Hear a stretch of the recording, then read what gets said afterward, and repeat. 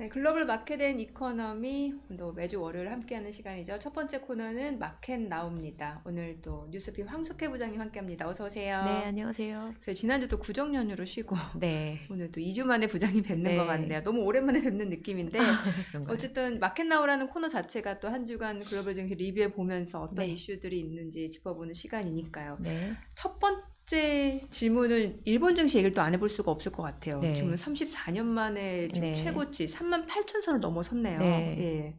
그 상승 열기가 얼마나 뜨거운지 그래프를 보시면 생생하게 느껴지실 것 같은데요. 그러니까요. 예, 이게 장중 기준으로 네. 니케이 225 평균 주가라고 하죠, 정식으로. 음. 38,865까지 올랐어요. 그래서 작년에 28% 올랐거든요. 네. 그리고 연초에 아직 2월 이제 뭐 하순 접어드는 시점인데 추가로 15% 튀었어요. 아유, 너무 무섭게 예, 올라가는 거 아니에요? 예. 그래서 지금 이제 방송 들어오기 전에 오늘 상황은 어떤지 제가 네. 살짝 봤는데 좀 만만하게 빠지는 것 같아요. 빠지고 있어요. 약보합 예, 정도 같더라고요. 예. 예. 아마 금요일에 미국 증시가 좀 내렸으니까 그 영향을 받는 것 같아요. 근데 2월 수치를 봐야 되겠지만 1월에 외국인이 일본 주식을 134억 달러 매수했어요. 와. 이게 얼마나 큰 거냐면은 네.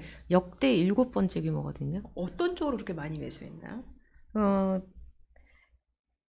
구체적인 주로 그 연초에 오르는 게 반도체 아, 역시 섹터예요. 일본 예. 쪽에서도 마찬가지로. TSMC 그 실적이 좋았잖아요. 네네. 이어서 ARM도 괜찮게 나고 그렇죠. 그러면서 이제 반도체 주식이 음. 미국에서 지금 세고 그리고 나서 이제 일본 쪽에도 다른 증시에도 영향을 미치고 있어요. 근데 보면은 작년에 이렇게 최고치를 갈아치우면서 올랐는데도 1월에 더 많이 샀다는 게 좀 저는 눈에 띄는 부분이고요.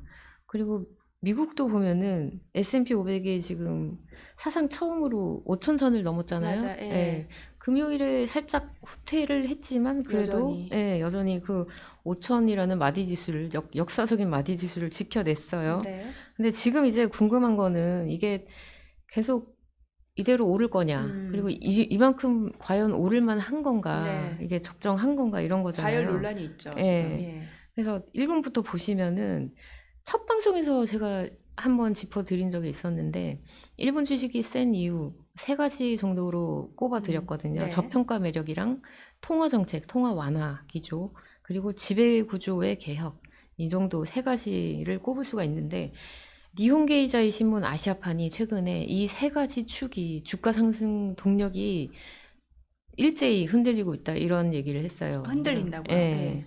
예. 무슨 얘기인가 봤더니 그 밸류에이션이 PBR 기준으로 주가 순 자산 비율이잖아요. 네.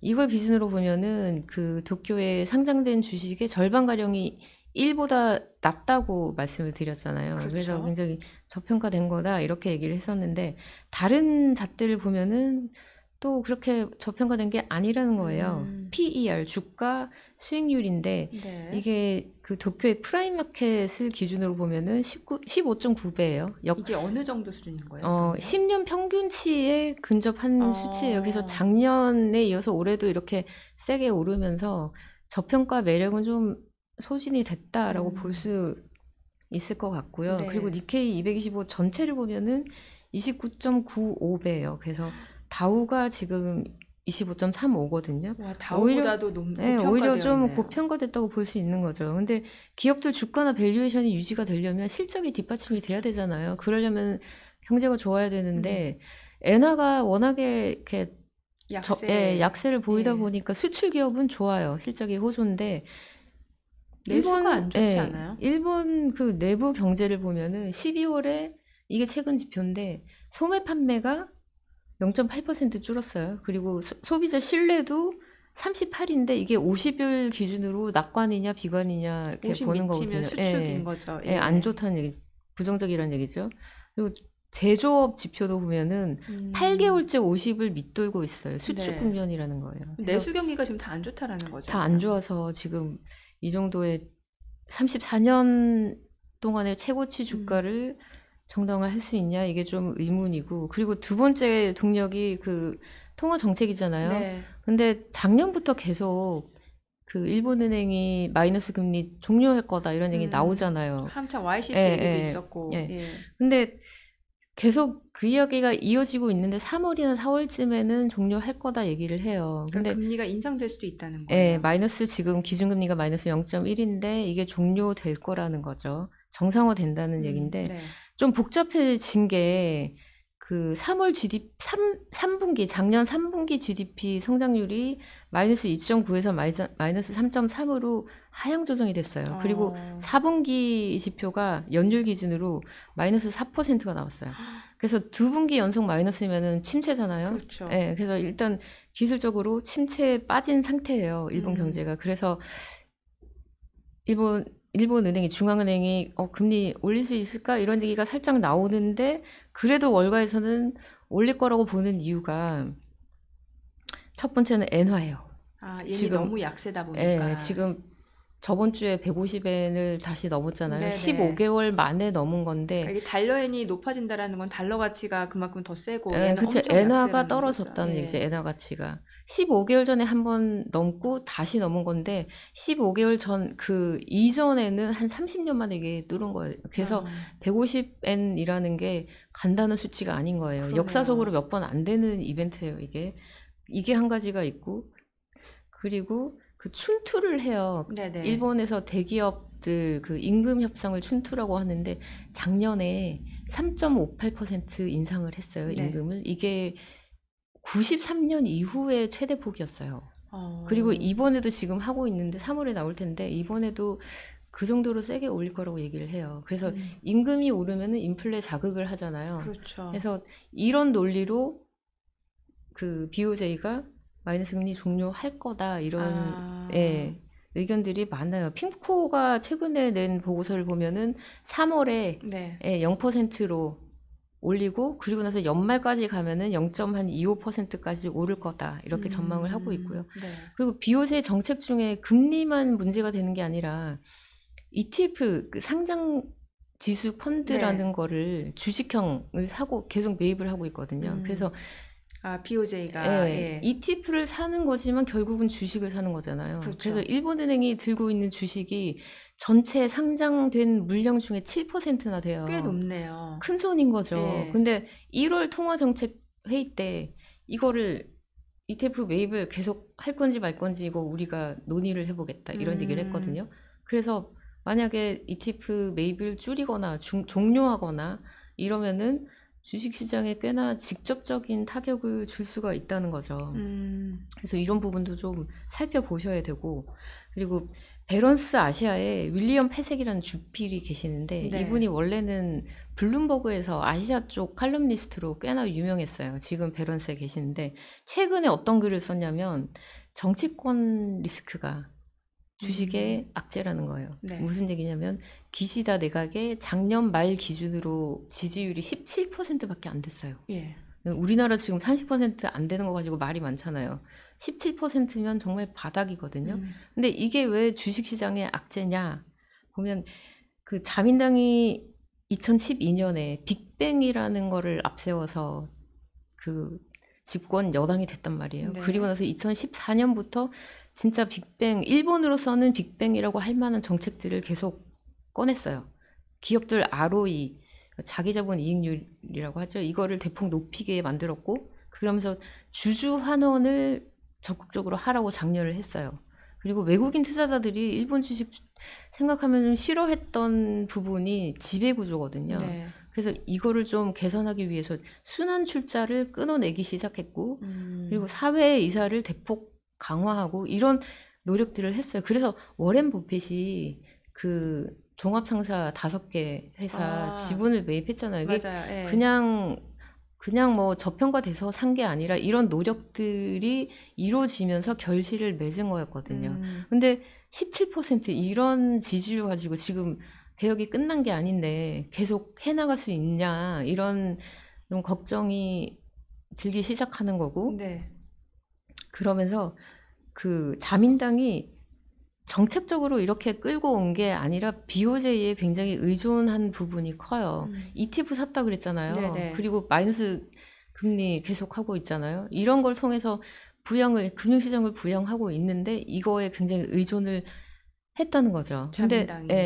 근데 이런 이런 문제 때문에 생긴 부작용이 뭐냐면은 좀비 기업이라는 게 아, 25만 개나 생겼어요. 그럼 그거는 파산은 시간 문제 아니에요? 그쵸. 그 좀비 기업의 뭐 정의를 하자면 일단은 이익을 못 내요. 적자 네. 기업이고 그러면서 기업이 그 경영을 하려면 최소한의 운전 자본이라는 게 필요하잖아요. 직원들 임금도 줘야 되고 원자재도 사서 뭘 만들려면 사야 되고 운송 비용도 들어가고 이런저런 비용이 드는데 그 정도의 기본적인 자금조차도 확보를 못한 상태. 그리고 그 부채 원리금 상환은 당연히 어렵고. 어, 그래서 퇴출이 돼야 되는 기업인데 네. ETF 사주고 뭐 마이너스 금리 하고 음, 이러면서 살아남게 연명을 하게 네. 내둔 거죠. 근데 지금 그 금리를 올리고 그러면서 ETF를 만약에 뭐 안 사기로 한다 음, 이러면은 이런 기업부터 줄줄이 파산을 할 수 있다는 얘기죠. 그러면은 34년 내 그 최고치까지 오른 주가가 더 오를 수 있을까? 어, 이게 유지가 될까? 이런 의문이 생긴다는 거죠. 지금 우리 부장님 얘기를 좀 들어보니까 사실 일본 내수 경기만 놓고 봤을 때는 BOJ가 금리 정상화 쉽지 않을 수도 있는데 지금 뭐 춘투 앞두고 있다 보니까 예, 인플레이션 압력도 있고 또 뭐 BOJ에서 사들였던 그 ETF 이게 사실은 유동성 증가로 이어질 수밖에 없는 그쵸. 건데 네. 이것도 ETF를 더 이상 매입 안 하게 되면은 시중 유동성도 줄어들게 네. 되고 이러면 진짜 자산 가격의 거품이 좀 꺼지는 순간이 올 수도 네, 있겠네요. 네. 예. 자, 이번에 미국 좀 여쭤볼게요. 네, 지금 앞서 미국은 뭐 예. 다들 아시겠지만 M7이라는 그 유명한, 대장주들. 네, 예. 아, 또 이번 주 엔비디아 실적 발표도 있잖아요. 네. 예. 그 7개 종목이 끌고 왔었고, 올 들어서는 좀 이렇게 희비가 엇갈리긴 해요. 음. 테슬라가 빠지고, 네. 애플도 좀 부진하고, 그러면서, 오히려 또 일라이 릴리가 M7에 들어가야 되는 거 아니냐는 얘기도 예, 나올 정도예요. 그 다이어트 뭐 이런 예. 것 때문에. 그래서 그 AI랑 생명공학, 반도체 이런 음. 섹터들이 강하단 말이에요. 네. 근데 최근에 굉장히 재밌는 보고서가 하나 나왔어요. 어떤 저번 거예요? 주 목요일에 나왔는데 13F라는 보고서예요. 이게 뭐냐면은 음. 미국 증권거래위원회에서 운용 자산이 1억 달러 넘는 투자자들, 주로 기관이에요. 네. 헤지펀드 같은 그런 기관들한테 매 분기마다 어떻게 자금을 운용했는지 보고를 하라고 해요. 그래서 이 보고서를 통해서 큰 손들이 뭘 사고 뭘 팔았는지 이게 드러나는 거예요. 그래서 이번에 이제 나온 게 작년 4분기 운용 보고서가 나온 거예요.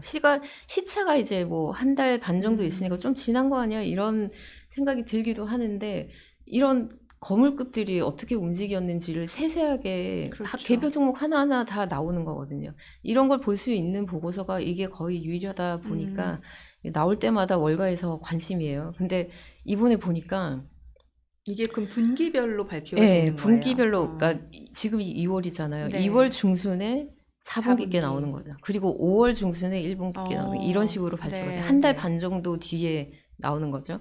이번 보고서를 보니까 M7 그 빅테크들을 팔았어요. 큰 손들이. 음. 그 다니엘 선다임이라는 N1 캐피털이라는 그 헤지펀드 대표인데 이 네. 업체에서 가지고 있던 엔비디아를 엔비디아를. 전량 팔았고요. 어. 필립 락퐁이라고 코트 매니지먼트라는 그 헤지펀드가 있어요. 여기선 네네. 또 4% 팔았어요. 데이비 테퍼라는 국내에서도 꽤나 인지도가 있는 분인데 아팔루사 매니지먼트 음. 대표거든요. 여기서도 팔고 왜 팔았는지 네. 궁금하잖아요.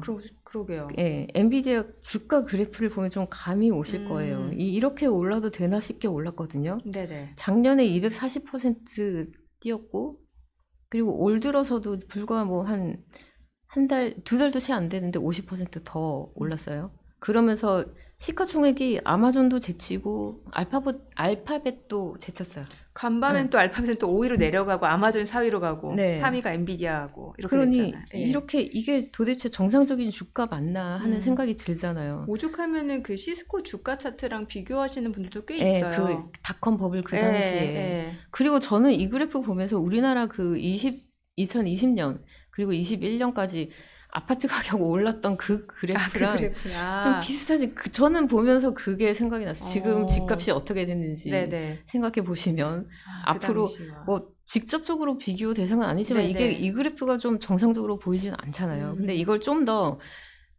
이렇게 그 논리적으로 좀 따져보면은 네.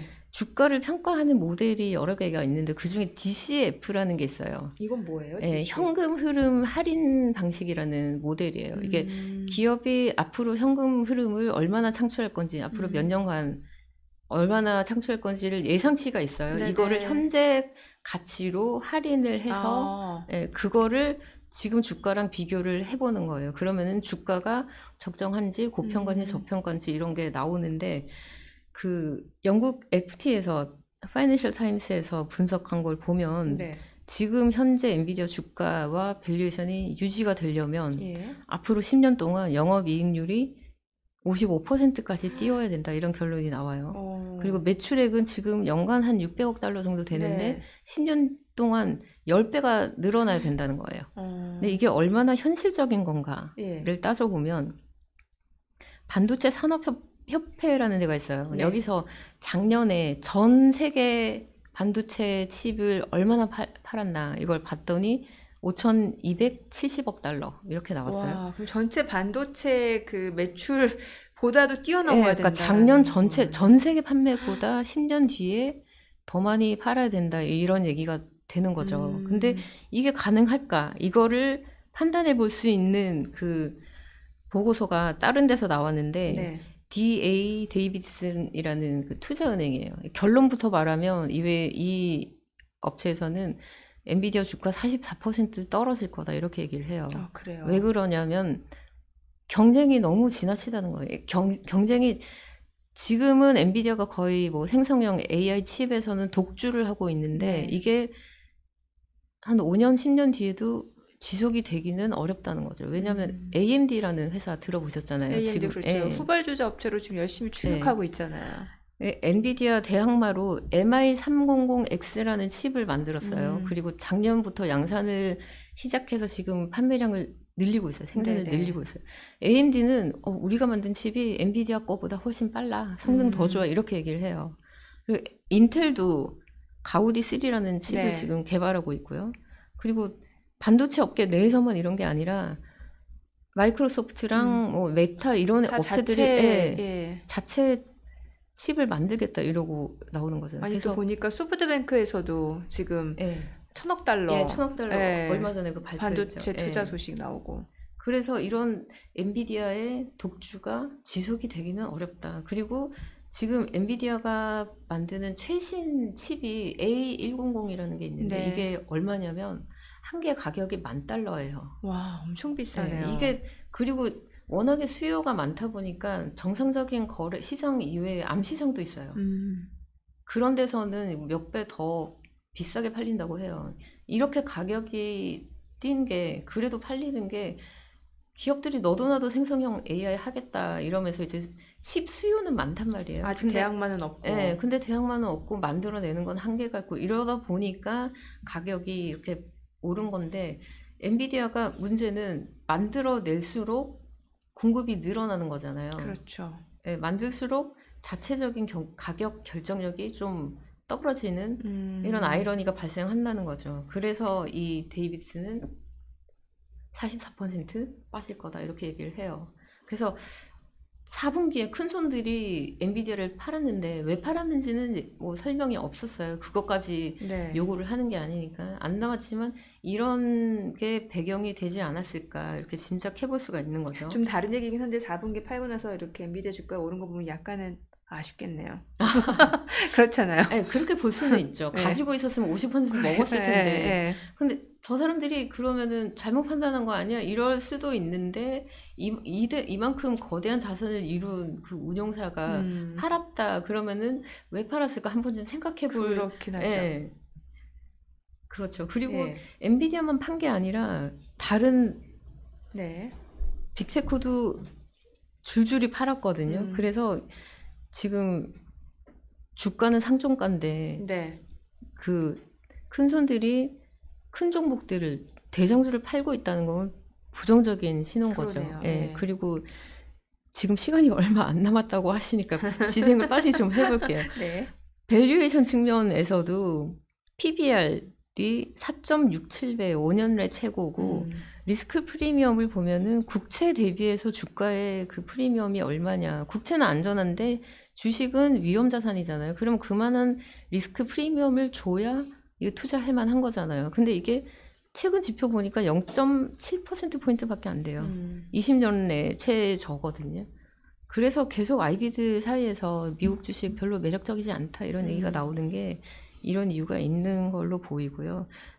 펀더멘털로 옮겨서 봐도 네. 그다지 그 낙관하기가 힘든 게 뭐 소매 판매나 산업 생산 지표들이 지난주에 예. 나왔던 소매 판매 지표. 사실 미국은 소비가 GDP에서 큰 예. 비중을 차지하니까 중요하죠. 그렇죠. 근데 0.8% 줄었어요. 예상치보다 더 많이 줄었고 이것보다 월가를 사실 더 긴장시키는 거는 각종 신용 섹터에서 나오는 적신호인데 연체율이 너무 빠르게 오르고 있어요. 그래프를 예. 가계 가처분 소득 자체가 지금 많이 줄어들고 있다는 건 그런 의미로도 거군요. 볼 수 있죠. 이게 그래프를 보시면 뉴욕 연은에서 내놓은 자료인데 네. 신용카드 연체율이 8.5%, 네. 오토론이 7.7%까지 올랐어요. 2002년부터 이렇게 가파르게 오른 거 보이시잖아요. 그러네요. 근데 과거에 언제 이렇게 오른 적이 있었나 하고 보니까 2000년 중반, 2005년, 6년부터 빠르게 올랐어요. 그러다가 2008년에 리만 사태 터지고 네, 금융위기가 터졌잖아요. 이게 굉장히 안 좋은 신호라는 거죠. 그리고 모기지 은행가 협회라는 데가 있어요, 미국에. 네. 여기서 그 모기지 대출은 어떤가 이렇게 봤더니 맨 위에 있는 이 그래프가 총액이에요. 이걸 보시면 되는데 이 압류한 거 빼고, 그러니까 네. 정상적인 대출로 구분이 되는 것 중에서 연체율이 10.81%, 모기지 10%, 예. 모기지 연체도 상당하다는 얘기예요. 미국에서는 주택 구입할 때 다 모기지론 쓰잖아요. 그렇죠. 30년 예. 만기 많이 하죠. 근데 이렇게 연체율이 오른다는 게 굉장히 부정적이고 그래서 네. 주가는 지금 S&P 500이 5천을 넘었는데 주변 여건이 그다지 탄탄하지 않아 보이는 거죠. 뭔가 경제 펀더멘털 자체가 조금씩 최근에 나온 지표들 자체는 네. 조금 좀 안 좋은 걸로 보여지긴 네. 하네요. 그래서 미국에서 그 연준이 네. 피벗이라도 해주면 그러면 좀 이렇게 투자 심리라도 좀 살아날 것 같은데 CPI 보셨죠? 그러니까 연준 되게 네. 셈법이 복잡해질 수밖에 없는 게 경기를 보면 이게 연착륙 가능성이 좀 멀어지니까 뭔가 금리를 선제적으로 좀 인하해야 될 것 같은데 네. 근데 최근에 나온 CPI, PPI는 네. 또 아니란 말이죠. 아니죠. 네. 이거 보면은 슈퍼코어라고 그 그래프에서 보시면 빨간 선이 지금 1월에 엄청 가파르게 뛴 거 보이시죠? 슈퍼코어가 주택 가격을 뺀 거죠. 그러니까 서비스 부분이라고 서비스, 보시면 예. 돼요. 이게 전월 대비 0.9% 뛰었는데 2022년 4월 이후에 최고치예요. 근데 서비스라는 게 물건을 찍어내는 게 아니잖아요. 그렇죠. 그럼 여기서 차지하는 비용이라는 게 결국 임금이거든요. 근데 우리나라도 지금 팬데믹 이후에 사람 구하기 힘들다 이런 얘기 네네. 하잖아요. 미국도 마찬가지거든요.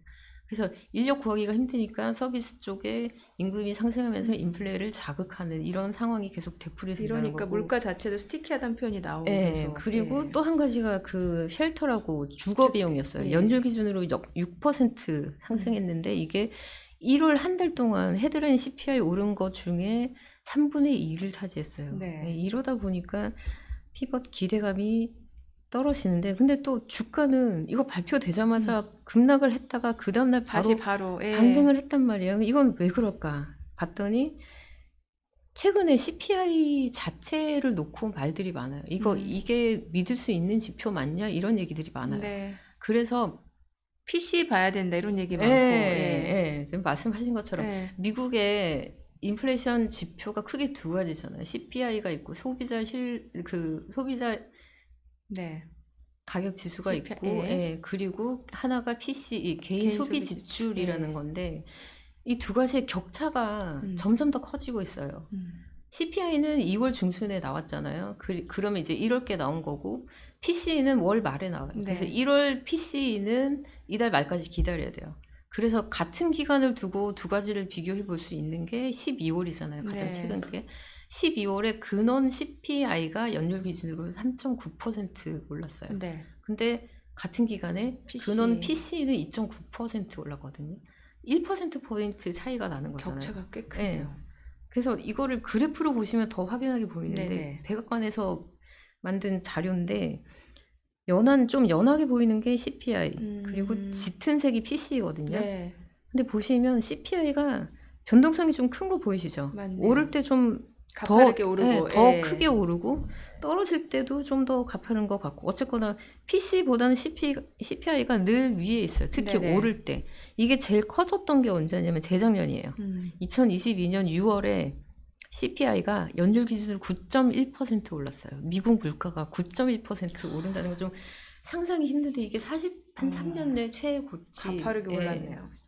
이때 PC는 한 7% 정도밖에 안 올랐거든요. 참 이게 어떤 기준에서 차이 때문에 네, 그런가요? 왜 이렇게 격차가 한 있어요? 나라의 물가를 보는 지표가 왜 이렇게 다르지? 이게 예. 의문점이 생기잖아요. 그래서 공부를 좀 하면 그러면은 이제 그 지표가 나올 때 그냥 단순하게 수치만 보고 넘어갈 게 아니라 그렇죠. 배경 지식이 있으면 예. 좀 더 이해하는 깊이가 좀 더 깊어질 수 있잖아요. 네. 그래서 공부를 좀 해보면 CPI는 일단 그 발표하는 부처가 달라요. CPI는 미국 노동부에서 발표를 하고 PC는 상무부 산하의 경제분석국이라는 부처가 있어요. 여기서 네네. 발표를 해요. 그래서 부처가 다르다 보니까 물가를 바라보는 관점이 좀 다를 수 있겠죠. 그래서 연주는 PC를 더 좋아하나 보네요. 네, 그래서 좀 더 이렇게 들어가 보면은 네. 일단은 부처가 다르고 두 번째는 공식이 달라요.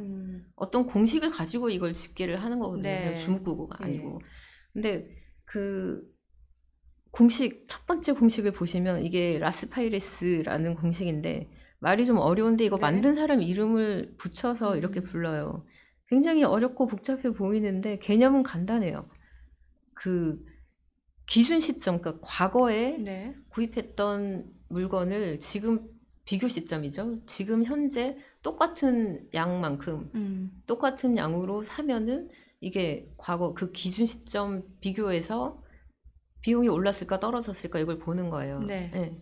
이게 라스파이레스식이고 CPI는 이 공식으로 산출을 해요. 네. 근데 문제가 뭐냐면은 이게 물가를 과대평가하는 측면이 있어요. 왜냐하면 소비자들은 영리하잖아요. 예. 물가에 얼마나 민감해요. 그렇죠. 그래서 가령 소고기 값이 오르면 굳이 소를 먹어야 되는 건 아니잖아요. 그래서 대체제를 찾죠. 예, 돼지고기나 뭐 닭고기나 다른 걸로 옮겨가잖아요. 근데 이 CPI를 산출하는 이 라스파이레스식이라는 이 공식은 이거를 반영을 못 한다는 거예요. 아. 대체제나 소비자들의 행태 이런 부분을 반영하지 못해요. 그래서 그 대안으로 생각해 볼 수 있는 게 파쉐식이라는 게 있어요. 네. 다른 공식인데 이 공식도 복잡해 보이는데 반대 개념이라고 생각해 보면 돼요. 이게 지금 구매하는 물건을 똑같은 양으로 기준 시점 과거에 구매했으면은 비용이 어떻게 달라졌을까 이렇게 보는 건데 이거는 반대로 물가를 좀 과소평가하는 그런 측면이 있어요. 왜냐하면 물건 값이 뭐 다 오르는 게 아니잖아요. 네. 떨어지기도 하잖아요. 네네. 그래서 현재 떨어진 가격을 기준으로 하다 보니까 과소평가하는 그런 좀 맹점이 좀 있는 거죠. 네. 그래서 이걸 절충해서 만든 공식이 피셔라는 공식이에요. 지금 보이실 텐데 피셔라는 공식인데 PC는 이 공식으로 집계를 해요. 그래서 두 가지를 절충했다고 보면 돼요. 네. 그래서 CPI랑 PC를 보면은 일단은 그 집계하는 부처가 다르고 공식이 다르고 공식이 다르니까 결과물이 결국은 다르겠죠. 그리고 또 한 가지 중요한 게 바구니에 담는 게 달라요. 그러니까 물가 지표라는 게 여러 가지 물건들의 가격을 종합해서 나오는 거잖아요. 그 물가 바구니라는 게 있는데 거기 담기는 세부 항목이 다르고 각 항목의 비중이 또 달라요. 네. 특히 다른 게 주거비랑 헬스케어거든요. 비교를 해보면 CPI는 환자들, 내가 병원에 가서 내 주머니에서 나간 거를 중점적으로 봐요. 네. 병원 진료비나 검사비나 약값이나 이런 거를 그 보험에서 커버해 주는 것도 있는데 이거는 또 안 쳐요. 그 코페이라고 해서 내 주머니에서 내가 낸 거를 이것만 보게 돼요. 근데 PC는 그 정부 쪽에서 부담한 것까지도 같이 포함을 시켜요. 우리나라도 병원에 가서 영수증 받으면 환자 본인 부담 얼마, 뭐 공단에서 낸 거 얼마 이렇게 나오잖아요. 미국에서도 똑같이 메디케어도 있고 메디케이드라는 것도 있거든요. 이런 정부 시스템에서 부담한 것까지 포함이 되는 거예요. 그리고 헬스케어 섹터에 임금도 반영이 돼요. PC는. 그래서 최근에 PC가 좀 더 빠르게 떨어졌던 게 이 정부 부문의 헬스케어 비용이 완만해요. 네. 별로 거의 안 올라요. 거기다가 그 임금도 떨어지기 시작했거든요. 이런 것 때문에 좀 문제가 있었던 거고. 두 번째는 주거비가 달라요. 두 네. 개의 지표에서. CPI에서는 주거비가 33%나 차지해요. 거의 3분의 1이 주거비인 거죠. 그렇죠. 그리고 PCE에서는 15에서 한 18% 정도 차지를 해요. 그러니까 주거비가 오를 때 CPI가 더 빠르게 오를 그렇죠. 수밖에 없는 거죠. 이게 얼마나 차이가 나냐면 두 번째는 그러니까 비중만 차이가 나는 게 아니라 문제가 시차예요. 네. CPI에 그 포함 반영이 되는 월세 주거비가 실제 주거비보다 후행한다는 거예요. 시차가 아. 있다는 거죠. 이게 그 그래프에서 나타난 건데 네. 빨간색이 실제 주거 비용이에요. 그리고 밑에 이렇게 완만하게 보이는 파란색이 CPI에 반영된 주거비예요. 이렇게 2021년 이후에 많이 다른 게 보이시죠? 네네. 이런 문제가 있다 보니까 CPI를 믿어도 되냐 이런 얘기가 나오는 거예요. 그래서 그 연준 내부에서도 이런 얘기가 나오는데 네. 우리가 그 설 연휴를 보내고 있던 그 시즌에 그 기간에 패트릭 하커라는 필라델피아 연 총재인데 이분이 네. 무슨 얘기를 하냐면 CPI는 주거비 시차가 몇 달이나 벌어지기 때문에 문제가 있다. 그리고 PCE가 소비자 행태, 그러니까 뭐 그 소고기, 돼지고기 이런 네네네. 대체재 이런 부분을 현실적으로 더 잘 반영한다. 이런 얘기를 했어요. 그리고 블랙스톤이라는 그 자산운용사의 CEO인데 네. 스티브 슈워츠맨이라는 분이 계세요. 이분이 CPI는 이제 쓸모가 없어졌다. 이렇게 얘기를 했어요. 집값 반영을 너무 못한다. 지금 주거비를 빼고 나면은 실제 미국의 인플레는 2%에 도달을 했다. 그래서 네. CPI를 기준으로 연준이 통화 정책을 그러니까 금리를 안 내리고 있으면 문제가 생길 수 있다. 이런 얘기를 하는 거예요. 그래서 그럼 이번 달 말에 나오는 PC를 좀 네, 봐야겠네요.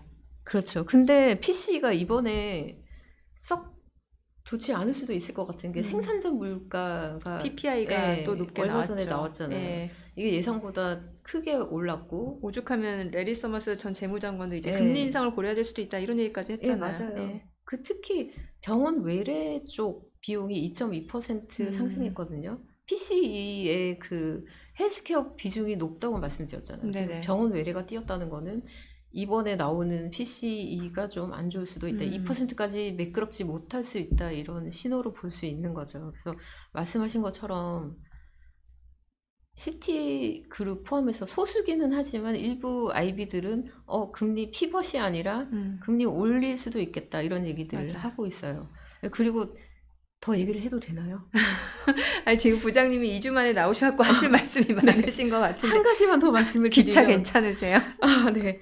기차를 뭐 놓치지는 않을 것 같아요. 네. 아직은 괜찮은 것 같은데 네.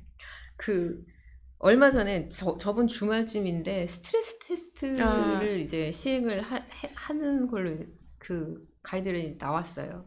이걸 그 금융위기 이후에 최악의 경우를 상정하고 이거를 금융권이 극복할 수 있을까, 견딜 수 있을까 이걸 보는 거잖아요. 근데 이번에 좀 특이점이 네. 탐색적 분석이라고 해가지고 하나가 더 나왔어요. 네. 기본적인 가이드라인 말고 이건 뭐냐면은 은행이 어떤 경우에 자금 조달이 어려워질 수가 있을까 이걸 보자는 거예요. 이게 왜 하냐면은 작년 3월에 그 실리콘밸리 은행 파산했잖아요. SBB 사태. 예. 그 파산 사태 이후에 처음 하는 스트레스 테스트거든요. 그래서 하나를 더 해서 은행이 그 자금 조달이 어려워질 수 있는 상황을 가정을 하고 은행이 버틸 수 있을까 이걸 보자는 거예요. 근데 시나리오를 보면은 네 가지인데 첫 번째 시나리오가 인플레가 오르면서 금리가 같이 오르고 네. 글로벌 경제가 완만하게 침체에 빠져요. 두 번째 시나리오는 인플레랑 금리랑 같이 오르고 글로벌 경제가 심각하게 침체에 빠져요. 그리고 세 번째는 인플레 우려가 계속되는 가운데 네.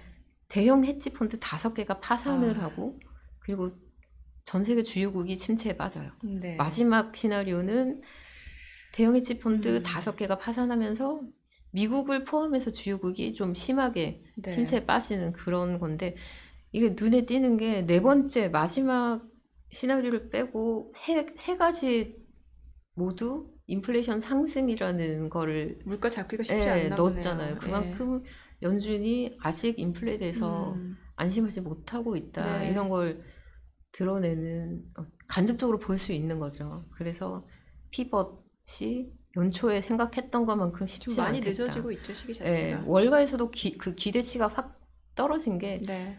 3월 동결 가능성이 90%예요. 음. 확 실시되고 있잖아요. 네. 되고 있다는 얘기고 5월 동결 가능성도 원래 39% 정도 되는데 이게 65%까지 뛰었어요. 이러다가 진짜 금리 인상 가능성 얘기도 나중에 계속 나올 수도 있겠네요. 물가가 계속 불안정하면 그럴 수도 있겠다 생각이 들어요. 그리고 마지막으로 네. 그 앞에서 말씀하신 것처럼 엔비디아 실적이 21일에 나오잖아요. 그렇죠. 우리 시간으로 목요일 오전이면 알 수 네. 있겠네요. 예. 이게 아마 분수령이 될 것 같아요. 그러네요. 그 연초 이후에 50% 과열 논란, 고점 논란이 있다 뛰었고 보니까. 4분기에 큰 손들은 이미 팔았고 그래서 실적 발표 후에도 엔비디아가 계속 오를 거냐 이게 초미의 관심사고 네. 이번 실적 발표가 굉장히 증시 전반에도 분수령이 될 수가 있을 것 같은 게 TSMC 그 실적 나오고 나서 반도체가 많이 필라델피아 올랐잖아요. 반도체 지수 많이 올라가고. 일본까지 떴잖아요. 예. 그래서 엔비디아 실적이 그 증시 전반에 걸쳐서 중요한 잡대가 될 수 있을 것 같아요. 때마침 그때도 1월 FOMC 의사록도 공개되고. 네, 맞아요. 그러네. 이번 네. 주가 좀 중요한 변곡점이 네, 될 수도 바쁠 것 있겠네요. 같습니다. 부장님 오늘 내용 잘 들었습니다. 네, 고맙습니다. 감사합니다. 네.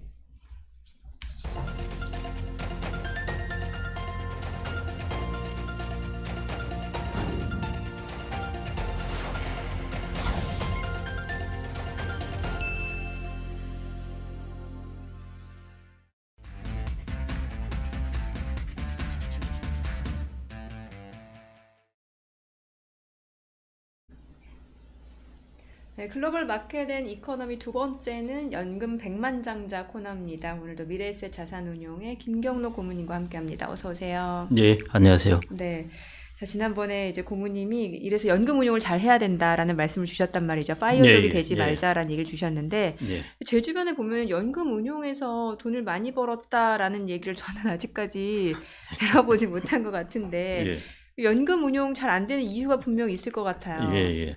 저도 이제 주변에서 많이 못 들어봤는데요. 네. 뭐 크게 보면은 두 가지입니다. 저희들이 이제 감독원이나 이런 데서 데이터가 나올 때 보면은 연금 수익률을 첫째 원리금 보장형과 원리금 비보장형 이게 이제 일종의 투자형인데요. 이제 이거 수익률 비교가 나오거든요. 그러니까 제일 첫 번째는 내 자산을 예금에 두었느냐, 그 다음에 투자 자산에 두었느냐. 여기에 따라서 이제 큰 차이가 나게 되고요.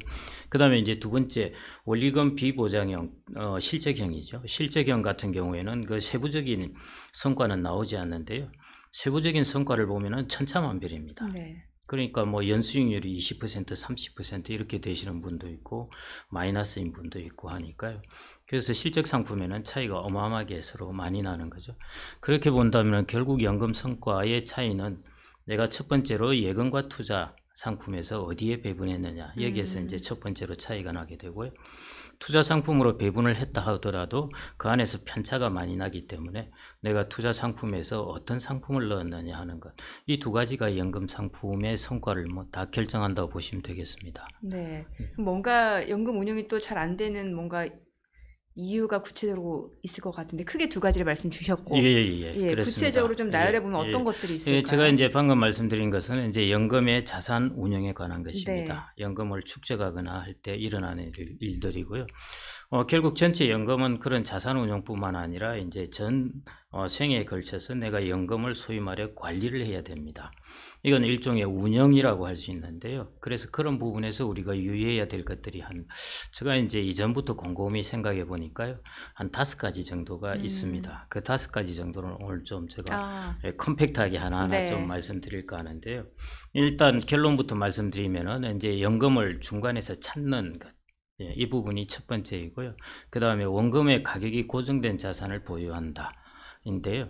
이게 뭐 그 괜히 말을 어렵게 써놔서 죄송합니다만은 한마디로 예금을 갖고 있다 그런 뜻입니다. 예금이 예. 제일 안정적인 것 같거든요. 그렇습니다. 예. 그러는데 연금에서는 이게 왜 안정적이 아닌가 하는 걸 이제 좀 음. 말씀드리겠습니다. 네. 다 일반인들은 이제 그런 부분에 대해서 예금은 안정적이다 하는 그런 관념을 갖고 있는데요.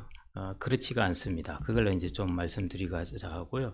그래서 제가 오늘 5가지 써놓은 것은 연금 운용을 망치는 습관으로 5가지를 써놓았습니다. 이렇게 하면 안 된다는 거죠. 예, 그렇죠. 예. 그래서 이거 이제 반면교사로 삼아야 되는데 연금을 중간중간에 찾는다든지 네.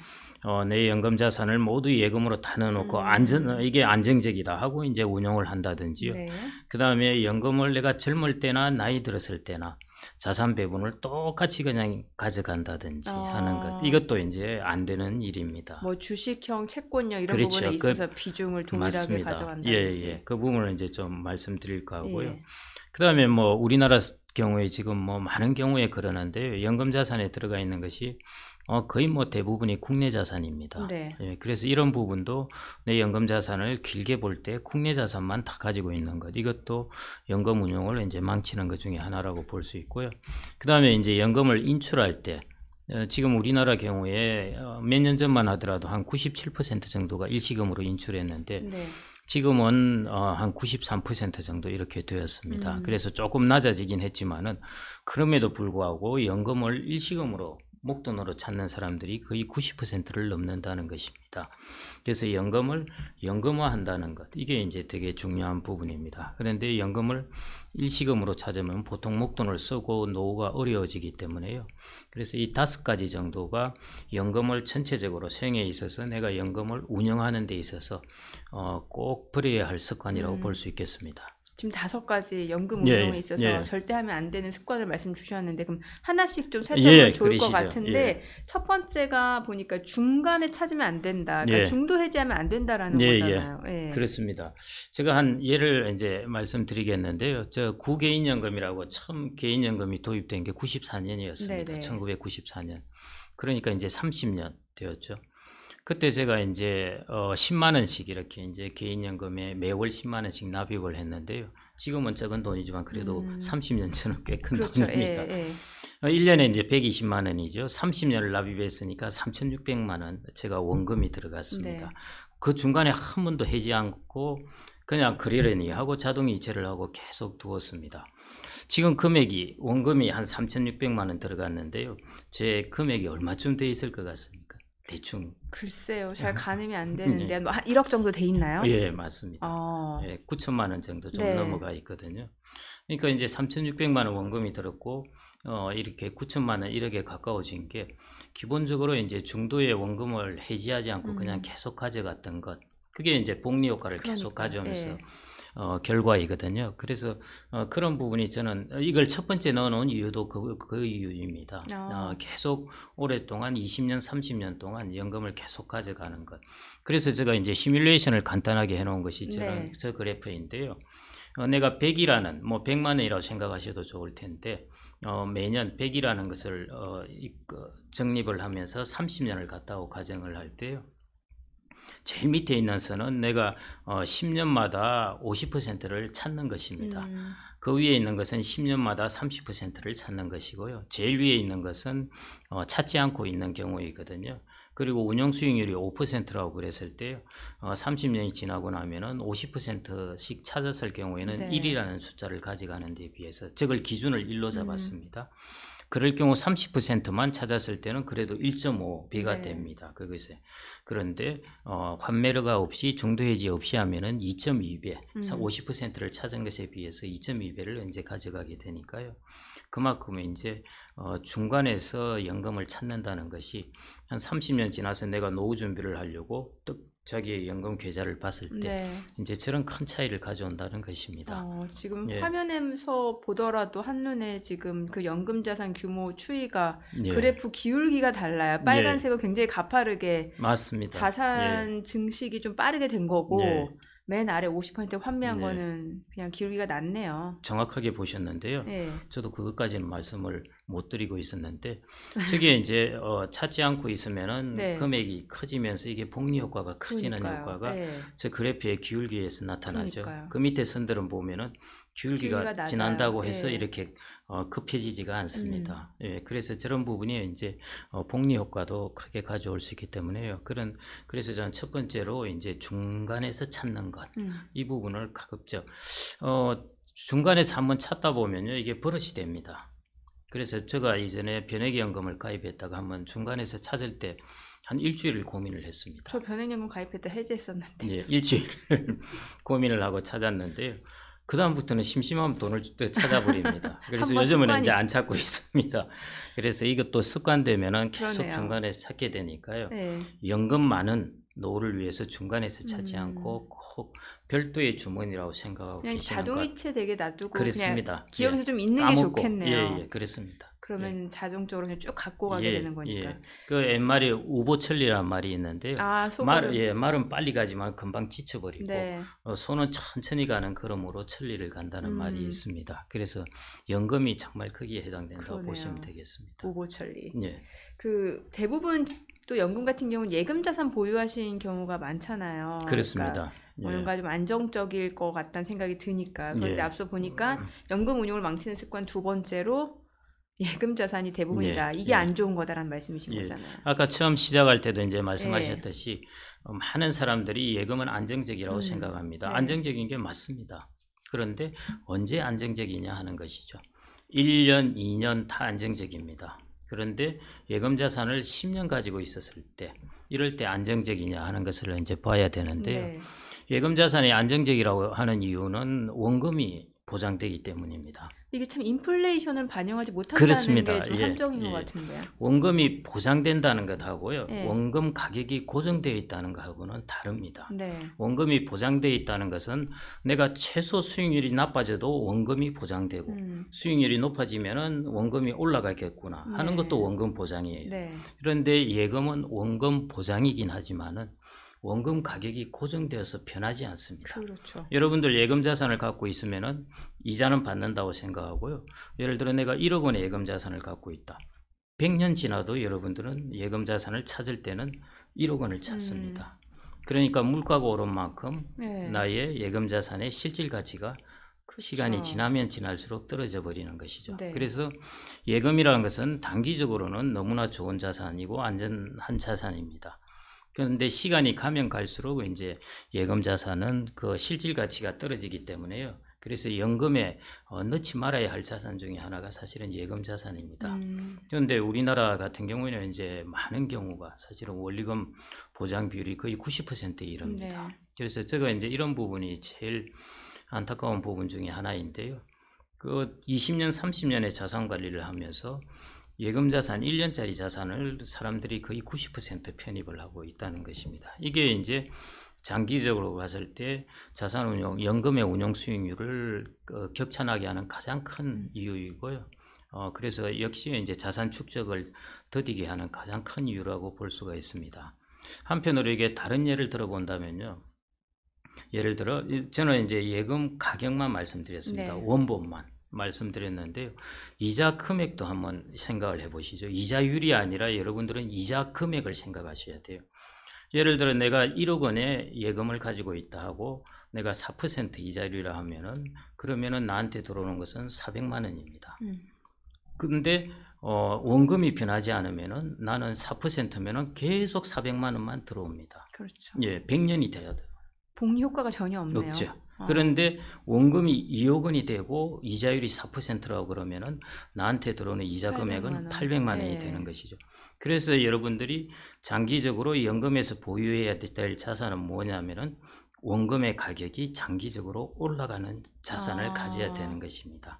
그래야 똑같이 배당 수익률이 4%라고 하더라도 여러분들이 받는 배당 금액은 그 자산의 가격이 올라가면은 여러분들이 받는 배당 금액도 많아지게 되는 그러네요. 것입니다. 예, 그게 이제 자본이라는 것입니다. 그래서 제가 여러분들이 이제 연금 자산을 선택할 때 제일 중요한 선택이 예금을 가질 것인지 자본을 가질 것인지 하는 부분입니다. 그래서 이제 지금 제가 말씀드렸듯이 우리나라 퇴직연금에서는 거의 90%를 예금을 갖고 있습니다. 네. 너무나 다른 방향이죠. 그래서 이것을 이제 자본으로 갖는 쪽으로 옮겨가야 되는 것. 이것이 꼭 필요한 두 번째 부분입니다. 성공하기 위한 아니라. 두 번째 부분이고 실패하지 않기 위한 그런 요소라고 보겠습니다. 지금 이렇게 의미심장하게 웃으시는 게 투자자산을 가지고 있어도 별 볼 일 없더라 뭐 이런 생각이신 것 같아요. 아니 그게 아니라. 예, 그는 예, 또 말씀하시죠. 이 시간 통해서 배운 만큼 저도 좀 활용을 해봐야죠. 예금이 아니라 그 부분, 자본으로. 예, 네. 그 부분 차근차근 제가 좀 설명드리겠습니다. 네. 나중에 질문하실 때. 저는 또 다음 질문 이 내용이 좀 와닿는데 왜 한번 그 비중을 정하면 이게 예. 참 중간에 안 바꾸게 되더라고요. 예. 근데 그렇게 하면 안 된다라는 거잖아요. 예. 그렇습니다. 이제 그렇게 하면 왜 안 되느냐 하는 네. 부분을 그걸 이제 생각을 해보셔야 되는데요. 물론 뭐 저렇게 여러분들이 그냥 그런 거 생각 없이 저렇게 하시는 것도 좋습니다. 네. 그런데 이제 그러면 왜 비중을 바꿔야 될까? 음. 예를 들어 나이가 30인 사람은 왜 투자 자산의 비중을 거의 100%를 가져가야 되고, 예, 공격적으로. 예, 60세인 사람은 왜 한 30에서 40%를 가져가야 할까 하는 부분인데요. 그게 이제 소위 말해 자기의 인적 자산이라는 걸 생각해야 됩니다. 네. 인적 자산이라는 것은 이제 나의 가치인데요. 나의 가치가 뭘로 결정되냐 하면은 내가 버는 월급으로 결정됩니다. 그래서 월급이라는 것이 마치 채권의 이자처럼 되어 있습니다. 그래서 이 매년 내가 받는 연봉을 할인을 해서 가치를 계산한 것이 나의 인적 자산의 가치이거든요. 그러면은 젊을 때의 사람은 저거를 금융자산으로 본다면은 채권에 가깝겠습니까? 주식에 가깝겠습니까? 주식이요. 그는 근로소득의 변동이 아주 큰 사람이고요. 대부분의 이제 근로소득자들은 학자들이 연구한 바에 따르면요. 왜냐하면은 인컴 소위 말해 근로소득이 큰 변화가 없기 때문에 네. 그리고 물가 상승률만큼 조금씩 올라가기 때문에요. 채권. 평균적으로는 채권으로 봅니다. 그러니까 젊을 때는 그리고 이제 그 근로소득을 받을 기간이 아직 많이 남아 있지 네네. 않습니까? 그러니까 채권의 가치가 큰 편이죠. 그래서 젊은 사람들은 쉽게 말하면은 야 저기 채권 이렇게 이제 보시는 거죠. 그리고 나이 들면은 60세인 사람은 앞으로 근로소득을 볼 기간이 거의 없습니다. 그러니까 예를 들어 한 달 만기가 한 달 남은 인컴을 한 달 정도밖에 못 받는 사람 네. 같으면 채권의 가치가 거의 없는 것이죠. 그러네요. 예. 그래서 나이가 이제 60에 가깝고 이런 사람들은 채권의 가치가 거의 없습니다. 그 다음에 20대, 30대 이런 분들은 이제 채권의 가치가 아주 큰 것이죠. 그러니까 내가 안정적인 소득을 내가 버니까 내가 운용하는 금융자산은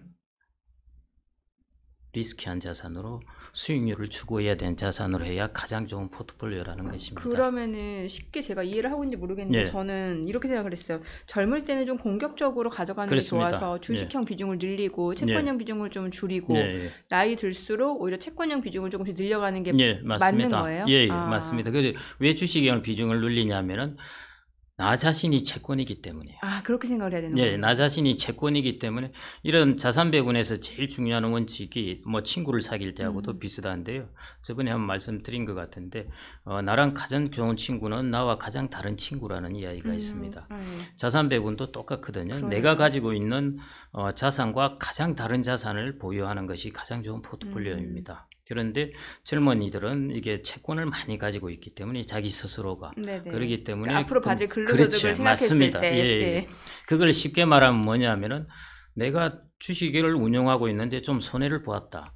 그렇게 하더라도 나는 근로소득이라는 인컴 플로우가 있기 때문에 많이 할 수 있는 문제가 기회가 없다는 있죠. 것이죠. 예. 그걸 쉽게 보면 그런 게 이제 그런 뜻입니다. 그래서 젊을 때는 투자 자산의 비중을 한껏 많이 가져가셔도 되고요. 네. 그 다음에 이제 나이가 들어서는 채권의 비중을 높여야 됩니다. 왜냐하면 자기가 채권이 아니기 때문에 그러네요. 이제 채권 자산의 비중을 늘려야 되는 것이죠. 그래서 이것을 이제 소위 말해 생애에 걸쳐서 동적으로 다이내믹하게 자산 배분을 이제 바꿔가야 된다는 것입니다. 근데 이제 개인들이 이게 귀찮죠, 사실은. 네네. 매번 신경 쓰기도 그렇고요. 그래서 이제 미국이나 이런 데서 이제 학자들이 이걸 주창해서 나온 것이 자동적으로 자산 배분을 하게 해주는 펀드 이런 것들을 이제 운용사나 금융기관에서 만들어내게 되었습니다. 그런 상품이 있군요. 예, 그렇습니다. 그래서 이제 이것은 내가 자산 배분을 하지 않더라도 나의 연령에 따라서 이제 자동적으로 주식의 비중을 한 단계 한 단계씩 이렇게 줄여 나가주는 상품입니다. 그게 여러분들 뭐 많이 들어보셨을 텐데요. 그게 이제 TDF라고 TDF. 해서 타겟 데이트 네, 펀드입니다. 네. 예, 내가 타겟 데이트를 타겟한 것인데요. 그 데이트이 뭐냐면은 내가 은퇴. 은퇴하는 날입니다. 예, 그 날짜를 타겟으로 해서 자산의 배분 비중을 줄여준다는 것입니다. 그래서 여러분들이 이제 내가 젊었을 때나 나이 들었을 때나 위험 자산의 비중을 똑같이 가져가는 것. 네. 이런 부분은 좀 이제 지양하시는 게 좋고요. 그 다음에 여러분들 스스로가 하실 수 있다면은 내가 젊었을 때는 위험 자산의 비중을 아주 높여갖고 그 다음에 차츰차츰 50대에 접어들게 되면은 이걸 낮추어가는 것. 이런 식으로 스스로 하셔도 되고요. 네.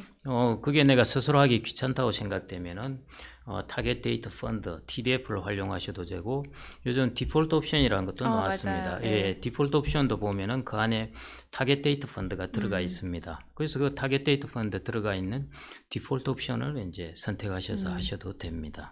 저 디폴트 옵션 그거 했는데 예, 좀 공격적인 걸로 했거든요. 잘하셨습니다. 아직 그렇게 해도 되나요? 예, 예. 좀 더 나이 들면 바꿔요? 그 안에 아마 디폴트 옵션 내에 TDF를 넣으셨을 네네. 수도 있고 혼합형을 넣으셨을 네네. 수도 있는데요. 뭘 넣으셨는지 저는 모르겠는데 혼합형. 혼합형요. 네. 그러면 이제 자산 배분 비중이 일정하죠. 변해가는 것이 아닙니다. 네네. 예, 그래서 그 부분은 나중에 나이가 좀 들면은 이제 스스로 조정해 나가든지 디폴트 옵션 상품을 바꿔버린다든지 뭐 이렇게 함으로써 가능하고요. 첫 번째 방금 말씀하신 대로 위험 자산의 비중을 이제 높여서 고위험으로 네. 가져가시는 것은 그것은 뭐 아주 잘한 선택입니다. 혹시 뭐 한 4, 5년 지나면서 조금씩 어려움이 네. 있을 수는 있는데요. 그냥 꾸준하게 밀고 나가시면은 왜냐하면은 또 매월 적립을 하시잖아요. 네네. 어차피 그렇기 때문에요. 거의 뭐 크게 걱정하실 필요 없습니다. 제가 방송을 통해서 개인 상담을 하네요. 예, 아닙니다. 뭐 아주 잘하셨습니다. 그리고 또 그 연금 운용을 망치는 습관 중에 하나가 국내 자산만 갖고 쓰면 안 된다라는 거는 결국 그렇습니다. 글로벌 자산을 좀 운용을 해야 된다라는 걸로 저는 이제 인식이 되는데 예. 글로벌 자산도 되게 여러 가지 종류가 있는 거잖아요. 예. 근데 제가 또 이제 이런 말씀을 드려서 그러는데 아까는 왜 그럼 젊었을 때 내가 위험 자산의 비중을 높여야 하는가? 마찬가지로요. why 글로벌입니다. 왜 글로벌이냐 하는 것이죠. 그러면은 글로벌 중에서 왜 어떤 나라로 가야 네네. 하는가? 이걸 이제 좀 고민해 보셔야 되는데요. 우리나라가 제가 일본 이제 1인당 GDP 한 그래프를 띄워봤는데요. 며칠 전에 그런 이야기가 나왔죠. 독일이 드디어 GDP에서 일본을 앞섰다. 네, 이런 이야기가 나왔는데요. 그 전에 일본이 당연히 인구도 많고 했으니까 앞섰죠. 근데 네. 독일은 계속 추격해 와서 이제 일본을 앞서게 됩니다. 일본의 1인당 GDP 그래프를 보시면요. 1994년을 정점으로 해가지고 30년 동안 저렇게 옆으로 기고 있습니다. 저렇게 이제 변동이 보이는 것이 이제 엔화가 강세일 때, 약세일 때 들쭉날쭉하는 것인데요. 그런 부분을 이제 중립화하고 보면은 거의 30년 동안 1인당 GDP가 35,000달러에서 4만 달러 사이에서 4만 4천 달러 정도죠. 그 사이에서 그냥 왔다 갔다 했습니다. 30년 동안요. 예. 그게 이제 우리나라도 이제 저 길을 따를 가능성이 크다는 것이죠. 저성장인 거죠. 예. 이창용 한은 총재께서 이제 취임하고 나서 얼마 안 있어서 한 이야기 중에 하나도 장기 저성장이 걱정된다 이런 이야기를 했었고요. 또 작년에도 그랬고 그랬습니다. 그래서 이제 장기 저성장은 우리나라가 뭐 지금 작년에 이미 1%, 1.4%, 올해 뭐 2%라고 그러진 하겠지만은 작년에 커다란 어떤 변수가 없이 성장률이 낮았고 네. 작년에 그 정도 낮았으면 올해 좀 더 높아야 되는데 그래도 2%대 초반입니다. 그러니까 이제 한 2% 전후하는 성장대로 들어갔다는 것이죠. 그리고 앞으로 또 이제 어떻게 변할지 모르고요. 가장 이제 큰 난관 중에 하나가 이제 인구의 변화입니다. 네. 지금 당장이야 영향을 주지는 않겠지만요. 한 10년 정도 지나면은 이제 영향이 눈에 뛰게 크게 나타나게 어. 됩니다. 그래서 그런 때를 대비해서 여러분들의 자산을 이제 일정 부분은 내가 우량한 지역, 예를 들어 이제 국가의 틀이 튼튼한 지역입니다. 인구도 구조도 괜찮고, 네, 그 다음에 다양한 충격에도 우리가 괜찮을 수 있는 것. 우리가 보면은 충격을 받았던 게 외환위기의 충격도 네네. 한 받았었고, 글로벌 금융위기의 충격도 한 받았었고 그랬습니다. 그 충격을 받을 때마다 우리나라 통화와 우리나라 자산 가격이 크게 출렁이었는데요. 그래서 이런 부분에 있어서 좀 더 튼튼한 틀을 가진 곳으로 자산을 이전을 해야 됩니다. 미국. 당장 그렇게 이야기를 하시는데요. 네. 예, 그래서 제가 그러면은 글로벌 중에서 어디로 이동할 네. 것인가 이걸 말씀드리려고 했는데 바로 답을 말씀하셔서 그러는데요. 미국을 제가 이제 미국이란 나라하고 우리나라하고 한번 비교해 보니까 상당히 재미있는데요. 우리나라는 산업 스펙트럼이 상당히 좋은 나라입니다. 이런 나라가 잘 없습니다. 네. 제조업 국가 중에서요. 무슨 말이냐면은 저 전통 산업부터 첨단 산업까지 다 경쟁력을 가지고 있는 산업을 갖고 있습니다. 그리고 우리나라의 인적 자본이 뭐 대학교 진학률이 거의 뭐 70%대 정도 되는 것이니까요. 인적 자본이 아주 탄탄한 편이고 뭐 국가의 질서나 이런 것도 잘 잡혀 있고. 그런데 이제 우리나라의 가장 취약점이 뭐냐 하면은 두 가지가 있습니다.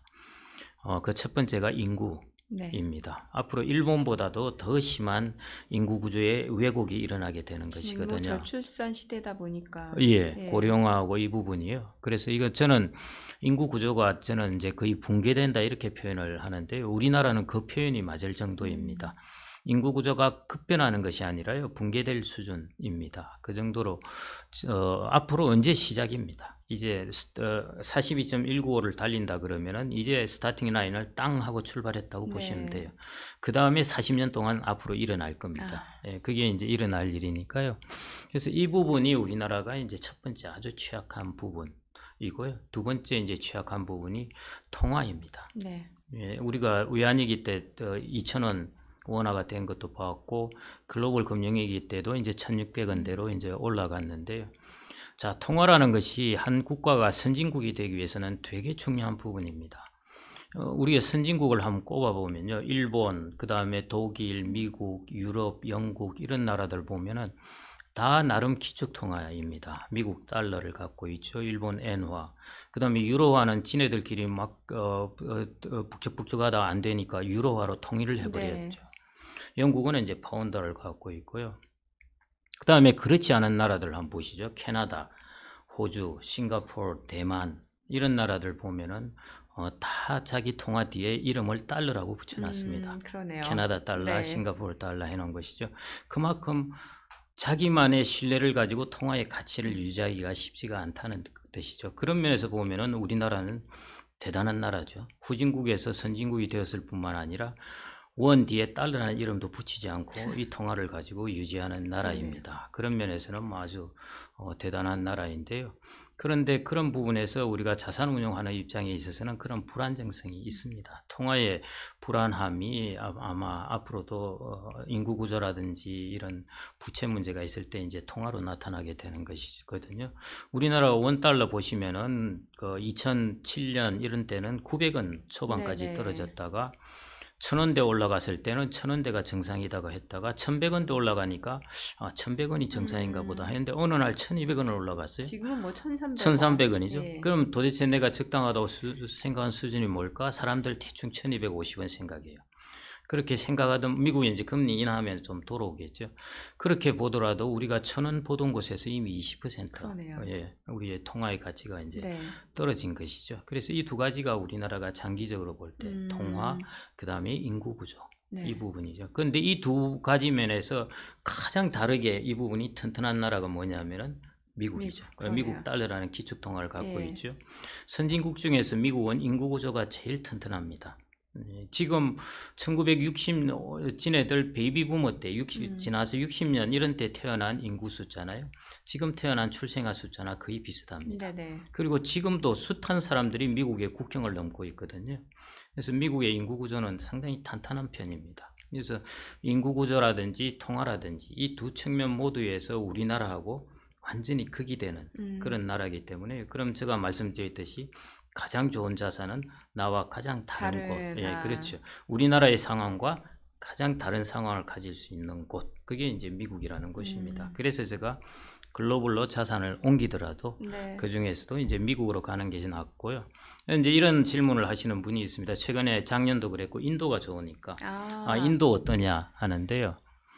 저는 이제 모르겠다고 그랬습니다. 왜냐하면은 제 지식으로는 인도의 어떤 행정상의 비효율성이라든지 네. 이런 것들이 앞으로 개선될지 어떨지 제 지식으로는 모르겠다는 네. 것이죠. 그만큼 불확실성이 있는 것이고요.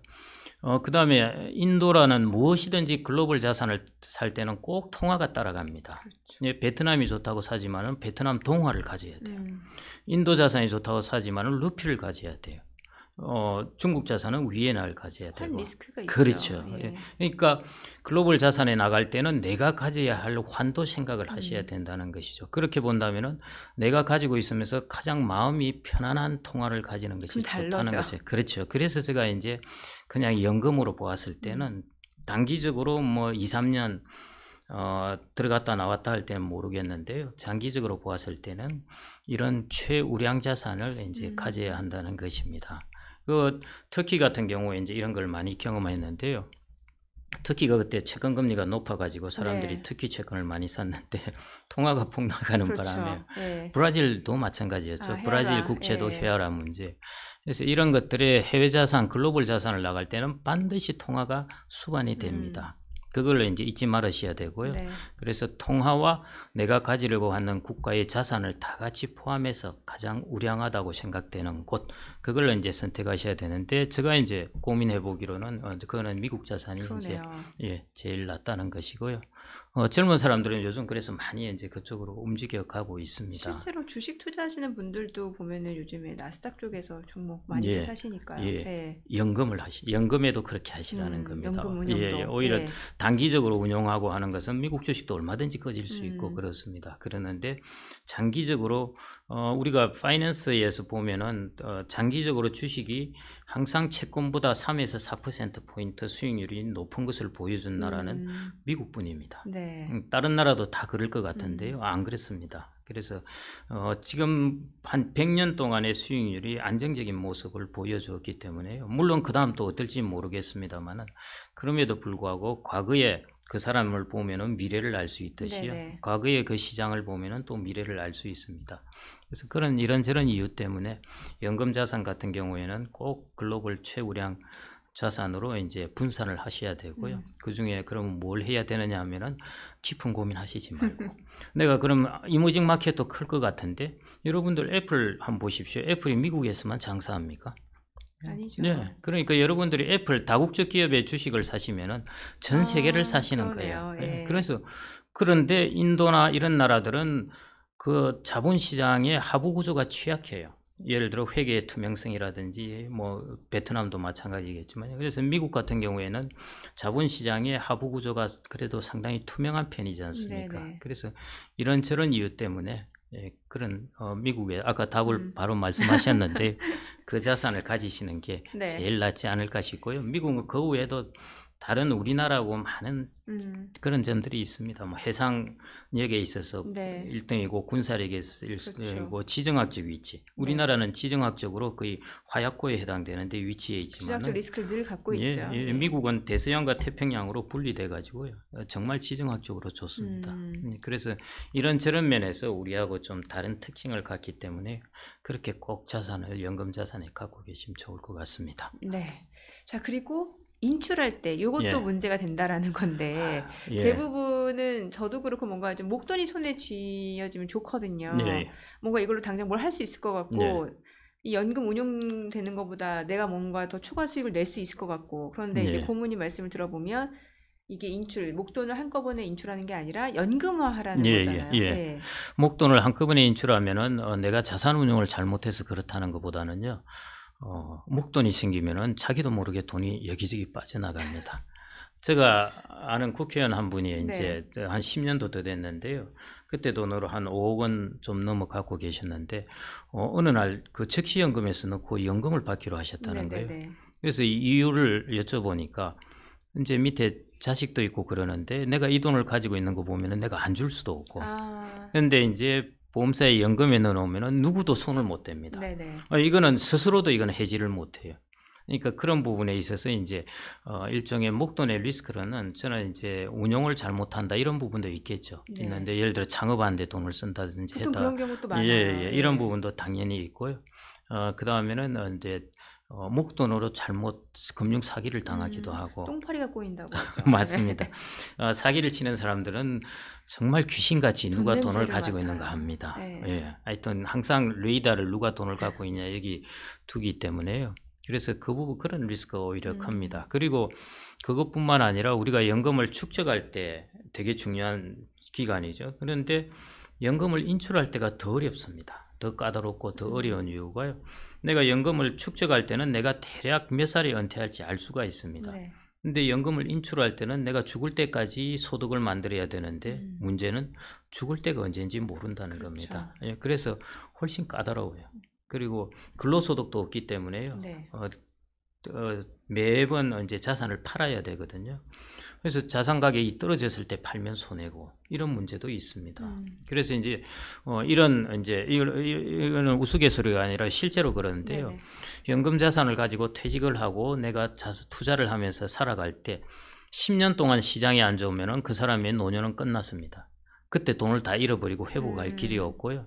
퇴직하고 나서 10년 동안 시장이 좋으면은 그 사람은 그 이후는 계속 편하게 살 수 있습니다. 그만큼 내가 인출할 때는 까다롭다는 것입니다. 그래서 제가 인출에 대해서는 또 하나의 까다로운 부분이고 네. 또 보통 젊으신 분이 많기 때문에 아직 멀었습니다. 그래서 이거 구체적으로 말씀드리지는 않을까 하고요. 다만 인출할 때 목돈을 찾았을 때 그 자기도 모르게 목돈이 사라질 수 그럴 있다는 수 리스크, 있죠. 예, 그 부분이 이제 제일 크고 그게 중간 인출도 마찬가지입니다. 제가 아까 제일 첫 번째 말씀드린 중도에서 심심하면 찾아 쓰는 것, 그것도 똑같이 여기에 해당되는 것이거든요. 그래서 그런 사람은 심리적으로 목돈을 좋아하게 되어 있습니다. 맞아요. 예. 예, 그래서 이거는 자기가 심리적으로 그런 것을 꾹 참고 연금을 통해서 자기가 자기의 손을 좀 묶어놓고 예, 그렇게 이제 있어야 됩니다. 그게 이제 제가 인출할 때도 마찬가지고요. 중간에 운용할 때도 중간에서 해지하고 하는 것 그것도 똑같이 적용될 수 있다고 보겠습니다. 연금 운용 망치는 습관 5가지 말씀 주셨는데 예. 왜 그렇게 하면 안 되는지 예. 혹시 저기서 가장 중요하게 예. 생각해야 될 게 있어요? 있습니다. 어떤 거예요? 제가 지금 4번으로 적어 놓았는데요. 아, 나머지는 이제 뭐 여러분들이 쭉 보시면 될 것 같고 네. 원칙적으로는 중요한 게 축적 때는 투자를 하고 네. 인출 때는 연금화를 한다. 아, 이것은 네. 꼭 머리에 넣어 놓으시기 네, 바랍니다. 네. 이건 교과서의 한 문장처럼요. 네. 축적 때는 투자, 인출 때는 연금화. 네. 그다음에 이제 축적 때 관련돼서 제일 중요한 것은 글로벌 최우량 자산. 아까 그 답을 또 미국 네. 자산. 예, 글로벌 최우량 투자를 하자는 것입니다. 그게 제일 중요한 것이고요. 그래서 제가 이제 특히 이제 미국엔 혁신적인 기업들이 많지 않습니까? 젊은 사람들에게 제일 중요한 부분 중에 하나가 자기의 일자리를 AI가 위협할 수 있다는 것입니다. 그렇죠. 예. 그러면은 트럭 운전사가 있고 자율주행 트럭이 나올 것 같아 그러면은 트럭 운전사는 자기가 받은 저축한 돈으로 어떻게 하는 것이 가장 좋은 방법일까요? 트럭 운전. 트럭 운전사가 불안해서 나는 예금을 차곡차곡 쌓아야지 하는 것이 올바른 방법일까요? 어떤 게 그건 올바른 아니잖아요. 그렇죠. 예. 트럭 운전사 자본을 어떤 자본을 가져야 되겠습니까? 트럭 운전사 입장에서는 그렇죠. 그 중에서도 자율주행 트럭 회사의 주식을 갖는 것입니다. 예. 자율주행 트럭 예, 회사. 왜냐하면은 자율주행이 잘 안 되면 자기가 살아남을 거고 자율주행이 잘 되면은 자기가 잘리고 앞서 그 회사의 말씀 주가가 주신 올라갈 거고 반대. 그렇죠. 나와 아, 가장 다른 다른. 성격을 가진 것입니다. 그런 면에서 이제 젊은 사람들은 그런 혁신 자본을 가져야 됩니다. 네. 그게 이제 미국의 혁신 자본이 많으니까 제가 그렇게 말씀드리는 이유도 있고요. 그래서 저는 이제 젊은 층에게 항상 연금 투자를 이야기할 때는 제가 좀 더 저기서는 제가 글로벌 최우량 자산을 가져라 하는데요.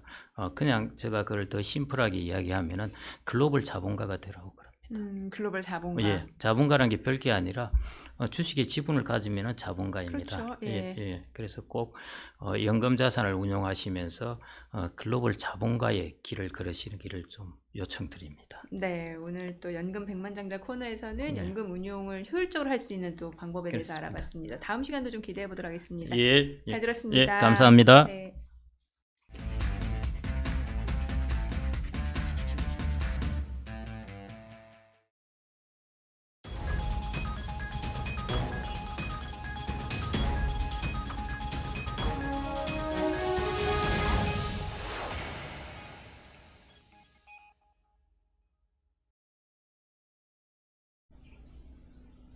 네, 글로벌 마켓 앤 이코노미 세 번째 코너는 바로 인사이트 코너입니다. 산업에 대한 전반적인 지식을 넓혀보는 시간이죠. 오늘 LG전자 이항은 상무님과 함께합니다. 어서 오세요. 예, 안녕하세요. 네, 지금 직함이 이제 LG전자 생활가전 공조, 그러니까 H&A 네. 사업본부 CX 담당이신데, CX라고 하면 좀 생소한 용어기도 하고, 사실 보통 이제 CS라고 해서 네. 그게 커스터머 서비스라고 네, 하잖아요. 이 맞습니다. CS는 많이 들어봤는데 이 CX는 좀 다른 것 같은데 좀 이거부터 설명을 해주시면 좋을 것 같아요. 네, 지금 앵커님 말씀하신 것처럼 CS는 많이들 알고 계십니다. 네. 그러니까 커스터머 서비스이기 때문에 만약에 내가 무언가를 샀는데 그거에 대해서 불만이 생기거나 아니면 뭔가를 도움을 요청하고 싶을 때에 그 회사에 이제 문을 두드리게 되죠. 뭐 전화를 하든 아니면 뭐 찾아가든 요럴 때, 그러니까 고객이 어떠한 니즈가 있어서 그것을 해결하려고 할 때 생겨나는 것, 그리고 그것을 풀어줘야 하는 것, 이것이 이제 커스터머 서비스라고 네. 할 수 있는데요. 말씀하신 것처럼 저는 이제 CX 담당입니다. 그러면 커스터머 익스피리언스의 약자예요. 네. 그러니까 고객 경험이라고 할 수 있거든요. 네. 그런데 이 고객 경험은, 이 경험이라는 단어가 굉장히 광범위하지 않습니까? 그렇죠. 그러니까 제가 좀 아까 어떤 제품이나 서비스를 사서 사용을 하다가 문제가 생기면 푼다고 했는데, 이 고객 경험은 사기 직전부터 시작이 됩니다. 네. 즉, 만약에 앵커님 최근에 뭐 냉장고나 아니면 음. 에어컨이나 뭐 바꾸실 일이 있으시다고 가정을 해보시고요. 네, 네. 사시려고 하면 뭐부터 시작하시나요? 일단 저는 검색부터 할 것 같아요. 그렇죠. 이제 어떤 브랜드를 좀 내가 사고 싶은지 검색을 하고 이제 고객들 리뷰도 보고 이런 거부터 먼저 할 것 같은데요. 맞습니다. 예. 그러니까 나는 구매를 하기 이전부터 이미 고객 경험에 들어간 거예요. 아, 그러면 회사에서는 검색을 할 때 더 잘 눈에 띄게 하거나, 그러네요. 예, 그렇죠. 고객 리뷰도 어떻게 하면 좀 더 진정성 있는 리뷰를 전달할 수 있을 것인가. 이거부터 시작을 해서 구매를 할 때에도 누구에게 어디서 어떻게 사는가. 네. 그다음에 지불 방식도 그러면 뭐 일시불로 살 것인가. 요즘에 렌탈이나 구독도 많으니까요. 맞아요. 그렇게 살 것인가. 그다음에 사용을 하는 중에 문제가 생기면 아까 말씀드린 것처럼 이제 CS 영역으로 네. 넘어가게 되고요. 그다음에 요즘에는 다 사용을 하고 나서 폐기 처분할 때에도 이 고객 예. 경험이 필요합니다. 이게 가전제품 같은 경우는 좀 덩치가 큰 맞습니다. 경우들이 있잖아요. 그러면은 뭐 이사를 가거나 아니면은 좀 원치 않게 좀 이제 고장이 났을 때 이게 AS를 받는 것보다 새 제품을 사는 게 더 좋을 때가 있잖아요. 그러면 맞습니다. 기존 제품을 폐기 처분할 때 이것도 사실 골칫거리거든요. 맞아요. 그래서 보통은 새 제품을 살 때 수거를 해가 주신다거나 아니면 그것을 어떻게 처분할 수 있는지를 알려주신다거나 네. 그럼 고객 입장에서는 굉장히 만족도가 높겠죠. 편리하죠. 그렇죠. 예. 지금 냉장고를 하나 바꾼다라는 가정하에 쭉 여정을 보면 사실은 굉장히 긴 시간 동안 이 제품이나 서비스 그 회사와 만나는 접점들이 생겨나게 됩니다. 그러네요. 이 접점들을 관리하고 어떻게 하면 고객의 만족도를 더 높여줄 수 있을 것인가, 그걸 연구하는 게 바로 CX, 고객 경험이라고 할 수 있습니다. 저는 처음에 이게 고객 경험이라고 해서 이렇게 딱 와닿는 느낌은 아니었는데 지금 상무님 설명을 들어보니까 CS보다 훨씬 포괄적이고 네. 조금 더 심층적인 개념이다라는 생각이 드네요. 맞습니다. 예. 또 보니까 이제 LG전자도 이번에 그 CES, 네. 예, 이게 사실 세계 최대 가전 박람회잖아요. 근데 이게 올해 CES를 가다 보면은 이제 올해 트렌드를 알 수 있고 또 올해 산업 방향을 또 가늠할 수 있는 부분이잖아요. 네. 그렇게 되면은 올해 CES에서 이제 가전 트렌드가 또 어떻게 변화되고 있는지 이것도 좀 알 수 있을 것 같은데요.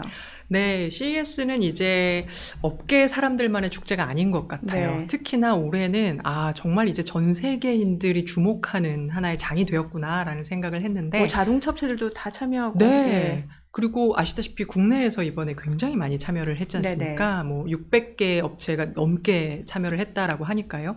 거기에서 이제 첫 번째 느껴지는 건 전 세계에서 한국의 파워. 첫 번째는 그걸 느꼈고요. 네. 두 번째는 이제 한국에 대표하는 기업들, 물론 LG전자 저희를 포함해서 뭐 삼성전자도 있고요. 현대자동차, 뭐 기아자동차 굉장히 많은 곳들이 참여를 했는데요. 지금 말씀드린 딱 그 지점입니다. 이게 원래 소비재 박람회거든요. 원래는 소비자 협회에서 하는 거기 때문에. 그럼에도 불구하고 이 소비재의 영역이 어디까지 갈 것이냐. 자동차 쪽으로 굉장히 많이, 그러니까 모빌리티 영역이랑 굉장히 많이 닿게 되는 이런 움직임이 보였는데요. 가장 뭐니 해도 이번 CES 2024의 화두는 최대 화두는 AI였습니다. AI. 네, AI는 뭐 우리가 이세돌 구단의 AI부터 시작을 한다고 하면 물론 그 이전부터 있지만 그 당시에 이제 사람들이 이세돌 구단과의 바둑에서 이세돌 구단을 이기면서 사람들한테 뭐야 이거 AI가 이제 나를 위협하는 거 아니야? 라는 생각을 처음으로 갖게 됐단 말이에요. 요즘 컨텐츠 보더라도 이게 실제인지 AI인지 헷갈리는 게 너무 많아요. 맞습니다. 근데 그때만 해도 강 건너 불구경이었어요. 그렇죠. 네, 그런데 이 챗GPT가 쏘아올린 작은 공, 그러니까 챗GPT 때문에 이 생성형 AI라고 하죠. 이 제너레티브 AI라는 생성형 AI가 시작이 되면서부터는 이게 게임이 달라진 겁니다. 왜냐하면 아까 말씀하신 것처럼 이제는 뭐가 진짜고 뭐가 페이크인지 알 수가 없어요. 알 수가 없을 정도까지 오게 되면서 가장 놀라웠었던 거는 이제 챗GPT는 채팅을 기반으로 이야기를 한다라는 거잖아요. 그러니까 보통은 뭐 AI 해 그러면 딥러닝, 머신러닝 막 코딩을 하고 막 이렇게 어렵게 생각을 했는데 챗GPT는 그냥 내가 원하는 거를 툭툭툭 그냥 자연어로 말만 하면 알아서 나에게 답을 주는 거예요. 그러니까 사람들 입장에서는 이거 완전히 다른 세상인데 그렇죠. AI 그냥 내 손에 있는 저는 이걸 어떻게 표현하냐면 손 안에 정답 자판기를 들고 다닌다 이렇게 표현을 하거든요. 정답 자판기. 네. 혹시 앵커님 그 휴대폰에 챗GPT나 뭐 이런 AI 프로그램이 깔려 있으신가요? 저는 아직은 안 깔려 있는데 써보고 싶어요. 왜냐면 이게 비서 역할을 다 해준다고 하더라고요. 맞습니다. 제가 말씀드린 이유도 한 번 사용하면 다시 돌아가지 못합니다. 없었을 때로. 상무님은 자주 쓰세요? 네, 저도 쓰고 있어요. 자주는 아닙니다. 가끔 씁니다. 왜냐하면 자주 쓰면 거기에 이제 중독될 것 같아서 그렇죠. 일부러 쓰지는 않고 뭔가를 확인해야 되거나 이제 급할 때 뭐 체크하거나 왜냐하면 여기에 되게 많은 변화가 있어요. 저희가 라이프 스타일까지 봐야 되는데 내가 그동안은 뭔가를 궁금했어. 그러면 들어가서 검색을 해. 그러면 거기에 쭉 나와서 링크를 타고 들어가서 내가 원하는 걸 찾았었어요. 자, 이런 과정이 이 챗GPT가 생성형 AI가 우리에게 준 경험은 내가 궁금해 그걸 찾았어 그럼 링크가 아니라 바로 즉답을 줘요. 네, 그러니까 그래서 정답 자판기라고 아까 말씀 주신 거군요. 그러니까 타고 들어가서 내가 이걸 찾고 재편집하고 할 시간이 필요가 없어진 겁니다. 이러다 보니까 이런 효율성 이걸 이제 CES에 나오는 세계 유수의 이제 빅테크 기업들이 놓칠 리가 없죠. 그러니까 이걸 이제 어떻게 해야 고객들의 삶 속에서 뿌리 깊게 아주 근본까지 들어가서 아까 말씀드린 것처럼 한 번 사용하고 나면 절대로 그게 없었던 때로 돌아갈 수 없는 이런 비가역적인 경험을 줄 것인가 이거에 대한 연구가 정말 많이 일어났고 이번 CES 2024에서는 그런 모습들이 나타났었다. 그래서 AI를 생활화하는 부분 이것이 가장 큰 변화였던 것 같습니다. AI가 일상 생활에까지 다 들어올 수 있는 이게 가전 트렌드에도 다 반영이 되는 맞습니다. 그거가 이번 큰 변화라는 거네요. 네, 이 AI는 기술이잖아요, 사실. 그렇죠. 그런데 이번에 CES를 보면서 저는 그런 생각을 했습니다. AI는 기술이기 이전에 철학의 문제다라는 생각이 들었어요. 왜냐하면 이 AI를 어떻게 활용할 것인가에 따라서 이게 정말 우리에게 좋은 재료가 될 수도 있고 파워가 될 수도 있고 혹은 지금은 편할지 모르나 나중에는 우리가 오히려 역습을 당할 수도 있는 오죽하면 이게 부모 두모 간에 엄청난 논리 싸움이 있잖아요. 맞습니다.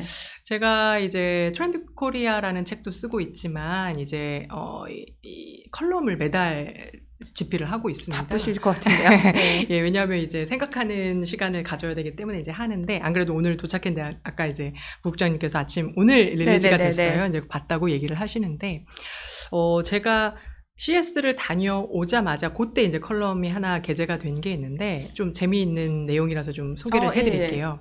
왜냐하면 이제 AI를 보고 왔잖아요. AI가 이렇게 전 세계의 모든 기업들의 핵심이 되었구나. 근데 제가 가는 비행기에서 영화를 한 편 봤는데 네. 2001년에 스티븐 스필버그작인 AI. 네. 네, 딱 정말 제목이 AI라는 혹시 보셨나요? 2001년 네, 작품이에요. 그 꼬마 아이, 남자 AI 네. 인간이 진짜 사람인 엄마를 너무너무 사랑해서 네, 너무 가슴 아프죠. 왜 네. 나는 AI 인간인데 네. 우리 엄마는 진짜 엄마예요. 사람 엄마예요. 그래서 음. 너무너무 사랑하는 그 소년의 그 엄마의 사랑을 받고 싶고 엄마랑 평생 살고 싶고 이런 AI가 감정을 갖게 되는 이야기거든요. 네. 근데 그 영화를 다시 봤어요. 와, 2001년에 볼 때랑 지금 볼 때는 너무 느낌이 다른 거예요. 그때는 뭔가 좀 허구 같다는 느낌이 그렇죠. 강했을 것 같은데요. 예. 이게 말이 돼? 이런 세상이 올까? 막 이런 생각을 네. 했었잖아요. 근데 굉장히 많은 부분들이 야, 저거 조금만 더 되면 저렇게 되겠는데? 막 이런 생각을 했어요. 그래서 한 편을 더 봤습니다. 한 편을 더 어떤 걸 봤는데 보셨어요? 이번엔 2013년작이에요. 네. 영화 허 보셨나요? 봤어요. 네. 재밌게 보셨죠? 네, 엄청 재밌게 봤어요. 그 모든 남성들이 같은 AI 사랑에 빠진 맞아요. 약간 오픈. 네. 그렇죠. 그 OS 인간이랑 네, 네. 사랑에 네, 빠지잖아요. 맞아요. 자, 여기에 12년이라는 간극이 있어요. 2001년, 2013년. 그런데 그 12년 동안 진짜 크게 바뀐 게 하나가 있었어요. 어떤 거예요? 둘 다 AI를 얘기하고 있는데 네. 2001년작에서는 AI 인간이 사람을 사랑하는 얘기였고요. 네. 2013년작에서는 아, 반대네요. 사람이 AI 인간을 사랑하는 겁니다. 그러네요.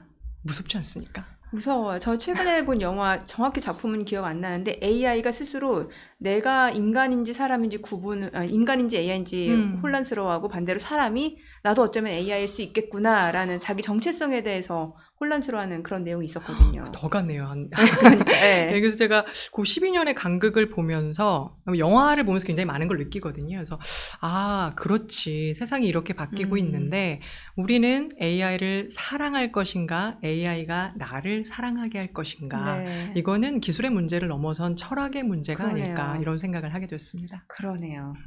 자, 그리고 그 LG전자면 저는 사실 이제 백색가전이라는 이미지가 굉장히 강해요. 그래서 사실 저희 집에서도 지금 쓰고 있는 LG전자 제품들 보면 뭐 대표적으로 TV 아니면은 그 공기청정기 네. 이런 거 있고 제가 이제 사고 싶은 거는 스탠바이미를 사고 싶은데 네. 요즘 그게 엄청 핫해서 네, 한동안 그 맞습니다. 인기가 엄청 났잖아요. 근데 맞습니다. 그게 또 이번에 업그레이드해서 또 나왔더라고요. 네. 포터블식으로 갖고 네, 다닐 수 있게. 스탠바이 미 고라고. 그런 식으로 이제 뭔가 백색 가전의 느낌이 강한데 그 당시에 그러면 고객 경험하고 지금은 뭔가 또 소비자들도 그만큼 좀 달라졌을 거고 트렌드도 바뀌었으니까 지금 시대의 고객 경험하고 뭔가 좀 다를 것 같다는 생각은 들거든요. 맞습니다. 지금 앵커님께서 너무 트렌드를 잘 짚어주셨는데요. 저는 그렇게 표현을 합니다. 우리가 이제 제조업으로 성장을 한 국가로서 과거에는 이 품양의 국가였다. 그러니까 그러니까 어떤 제품의 양 퀄리티, 그러니까 이거를 언제까지 납기 맞출 수 있어? 해서 잘 만들어서 납품할 수 있어? 요런 시대가 이제 1세대였죠. 이제 네. 그게 지나고 나서는 품질의 시대로 넘어왔지 않습니까? 그래서 이제 양은 오케이, 다 할 수 있어. 질, 퀄리티가 돼? 막 이런 얘기를 했었죠. 그런데 그 2세대가 지나고 나서는 사실은 저는 이제 품격의 시대라고 이야기를 네. 하거든요. 이 격 떨어진다, 뭐 이런 얘기 하잖아요. 이 격이라는 거는 굉장히 어려운 단어란 말이에요. 그렇죠. 되게 정성적이기도 하고, 그다음에 이렇게 누구에게나 딱 설명을 했을 때, 이거야! 라는 똑같은 정의가 없는 단어입니다. 그래서 거기에 이제 마케팅이 들어가고, 그다음에 브랜딩이 들어가고, 이러면서 이제 고객과 어떻게 눈높이를 맞추고, 이렇게 파고드느냐, 이런 것들이 나오게 되잖아요. 아까 백색가전이라는 말씀을 하셨는데, 이 백색가전이라는 단어가 사실은 그 G사, 제너럴 일렉트릭의 G사가 화이트 굿즈라고 해서 자기네들이 만든 말이었어요. 네. 그래서 흰색으로 그 집안의 가전들을 다 통일을 해서 자신들의 하나의 아이덴티티를 갖고 간 거였거든요. 그게 이제 대한민국이 조금 늦게 시작을 하면서 그걸 이제 받아 차용해서 쓰면서 저희도 이제 백색가전이 된 거거든요. 근데 그때는 벌써 아까 말씀드린 품양 품질의 시대였다는 네. 거죠. 그런데 지금은 품격의 시대이잖아요. 그러네요. 네. 그러니까 한 번 사면 막 너무 오래 쓰고 그다음에 질리지 않아야 되고 이랬었던 과거와 다르게 요즘에는 고장나서 바꾸지 않고 그렇죠. 신제품 나와서 바꾸고 싶고 써보고 싶고. 네, 네. 그리고 실제로 저희가 막 조사를 해보면, 라이프스타일 조사를 해보면, 이사 주기가 너무 짧아지다 보니까, 뭐, 이렇게 자가가 아닌 경우도 네. 되게 많고, 여러 가지 이유로, 그러다 보니까, 정말로 가전제품이 정말 새 건데, 굉장히 중고 장터에 많이 나온다거나, 아니면 뭐, 아까 말씀드린 렌탈이나 구독이라든가, 이런 식으로, 과거처럼 한 번 사서 그냥 고장날 때까지 쓰고 이러지 않는 경우들이 되게 많습니다. 그리고 두 번째는 바로 가전이라는 거에 속하는 아이들이 많이 네. 바뀌었어요. 좀 제가 볼 땐 범위가 더 넓어진 것 같아요. 아까 스탠바이미 말씀하셨잖아요. 보통 TV 하나 있으면 되지 뭐 집에.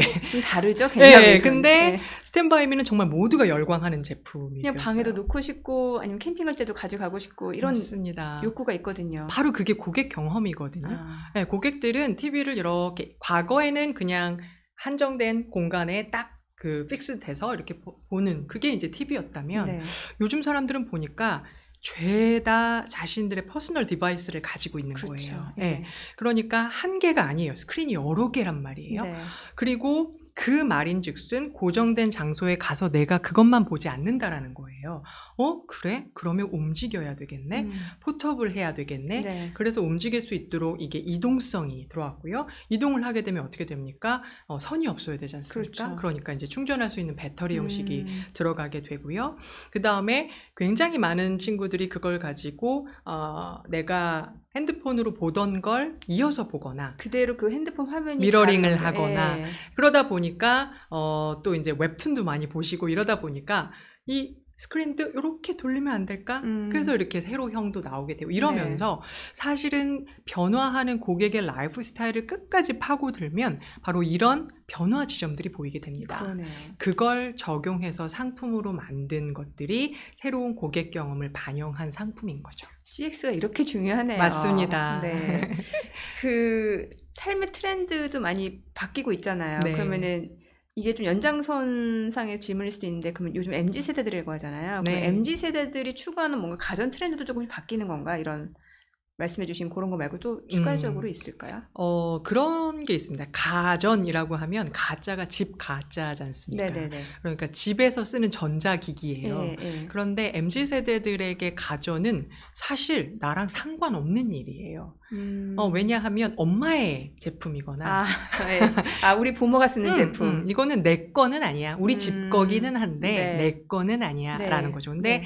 지금의 MZ세대들은 내가 너무 중요한 세대잖아요. 그러네요. 네. 그러니까 내 거. 그래서 저는 가전이 아니라 계전이라는 말을 쓰거든요. 개인. 네, 되게 개인화되고 있다. 퍼스널 네. 디바이스다라고 해서.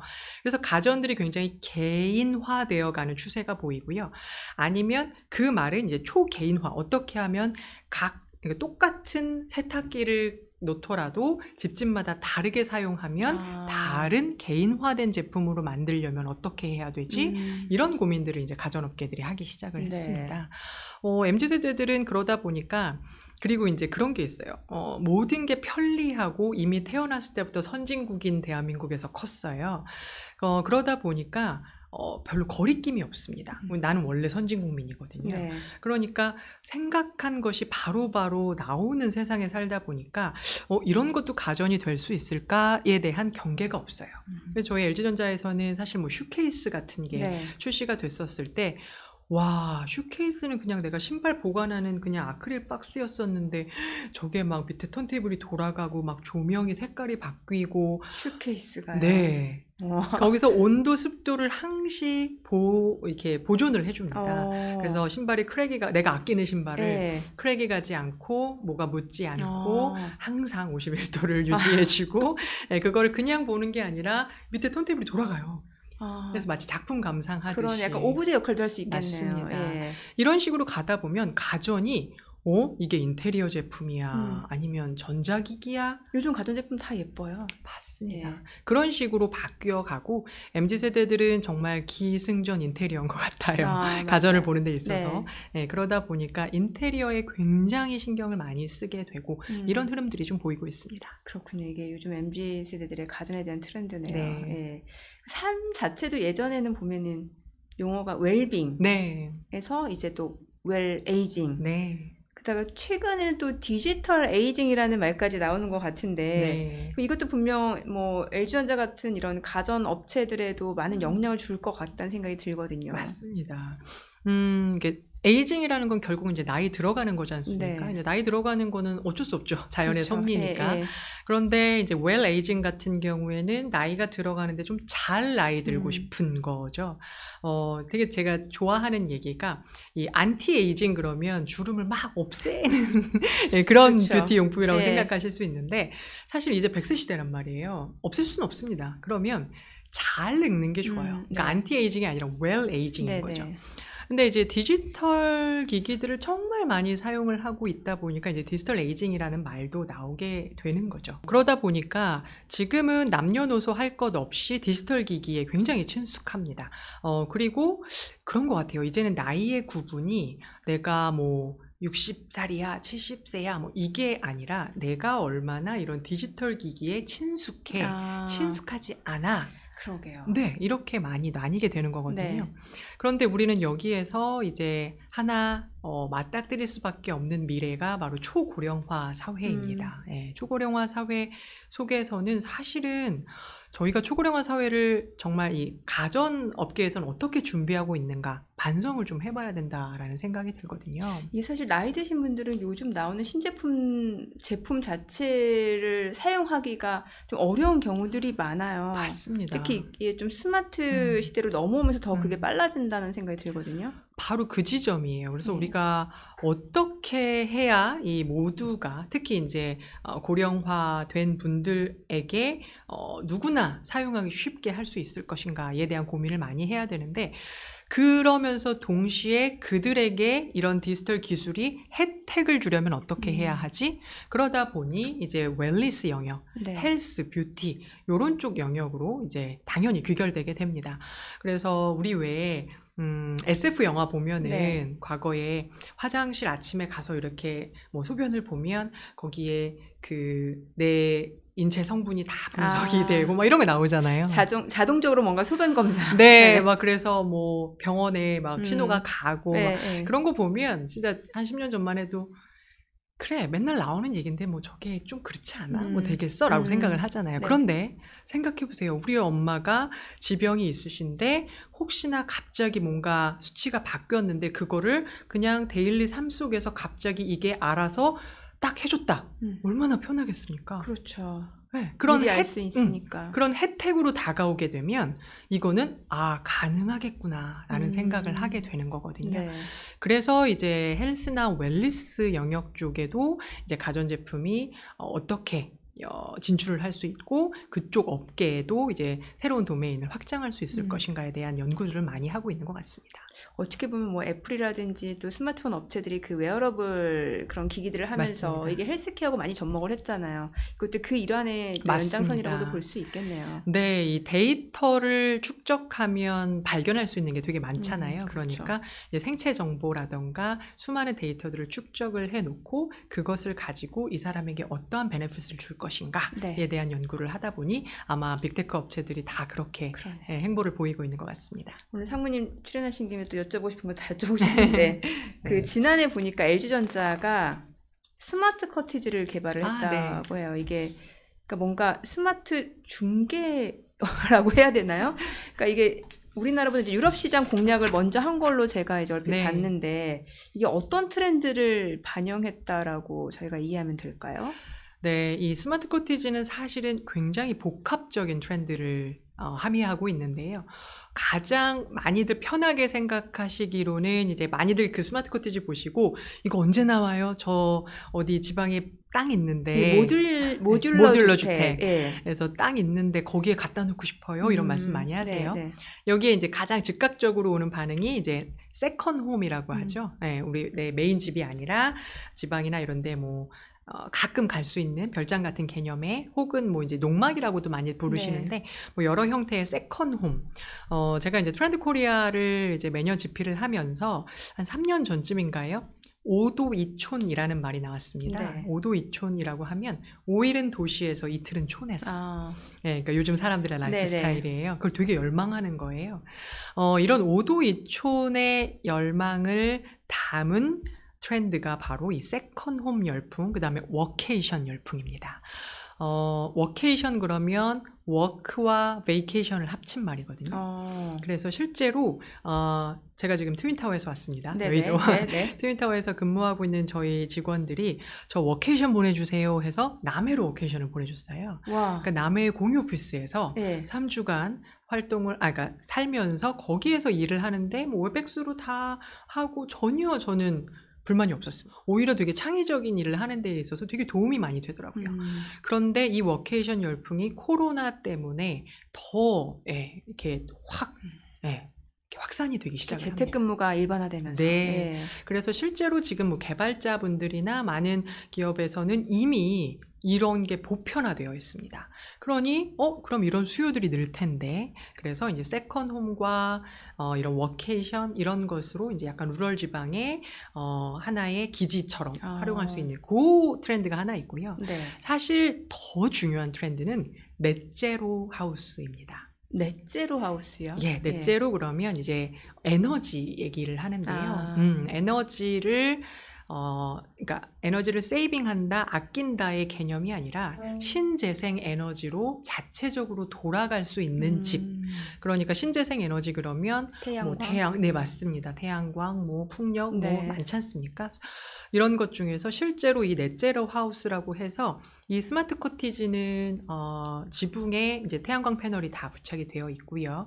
그 다음에 LG전자의 기술들이 다 집합이 되어 있습니다. 그래서 AWHP라는 것이 있고, 뭐 네. PCS라는 것이 있고, 또 ESS와 같은 에너지 저장 장소가 있고 해서 그런 것들이 다 합쳐져서 이게 자체적으로 돌아갈 수 있는가를 실험해보고 싶었어요. 네. 그리고 거기에 집 그러면 지방에 이제 집을 지어보신 분들은 다 똑같은 말씀을 하시는데 짓는 것도 너무 힘들었는데 다 짓고 나서 이제 가전 하나씩 넣다 보면 다 망가진다.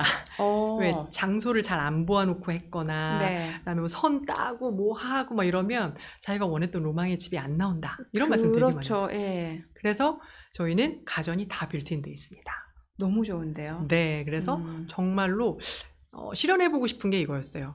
어떻게 하면 집을 가전처럼 살 수 있을까? 이렇게 딱 마음에 들면 그 세트를 좀 네. 구매하는 식으로. 네, 그래서 아무 걱정하지 않으실 수 있게 하고 싶었고요.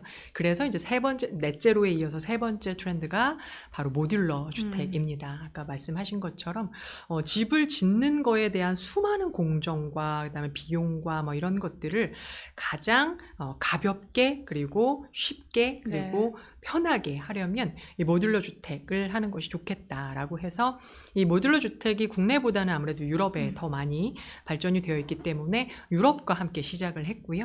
유럽에서 저희가 제조도 하고 그다음에 이파에서 작년에 이제 공개도 하고 이러면서 유럽 시장, 그다음에 북미 시장, 그다음에 국내 시장까지 전방위적으로 이제 사업을 재개하게 되었습니다. 뭔가 안에 그 가정까지 다 있는 그런 완성된 집을 보고 구매하는 느낌이에요. 제가 맞아요. 보기에는. 이게 우리나라에도 금방 또 인기 트렌드가 네. 되겠네요. 네, 그래야죠.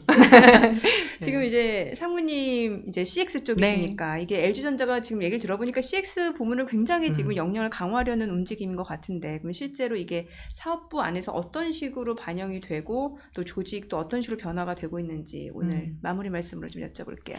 네, 이 CX라는 것이 국내에도 도입이 되기는 했지만 사실 국내뿐만 아니라 해외에서는 미리 시작된 개념입니다. 그런데 이게 고객 경험 중심으로 바꾼다라는 게 생각보다 쉽지가 않습니다. 왜냐하면 그동안 늘 해오던 이제 공급자 중심의 방식을 바꾸려면 안 쓰던 근육도 써야 하고, 그러다 보니까 바뀔 게 너무 많아요. 첫 번째 프로세스 바뀌어야 되죠. 그다음 조직 문화도 바뀌어야 됩니다. 그러다 보니까 LG전자는 정말 열의에 차서 이 고객 경험 중심으로 일하는 문화부터 시작해서 모든 걸 바꾸겠다. 그러다 보니까 이제 평가 체계, 특히 임원들의 KI 이런 것에도 이제 CX 성과를 실제로 반영해서 그것이 얼마나 고객 중심으로 변화했는가 이 부분을 측정을 하는 식으로 바뀌어가고 있습니다. 네. 오늘 1시간은 좀 뭔가 아쉬우니까 다음 주에도 한 번 더 출연 부탁드릴게요. 네, 네, 오늘 내용 잘 들었습니다. 고맙습니다. 감사합니다.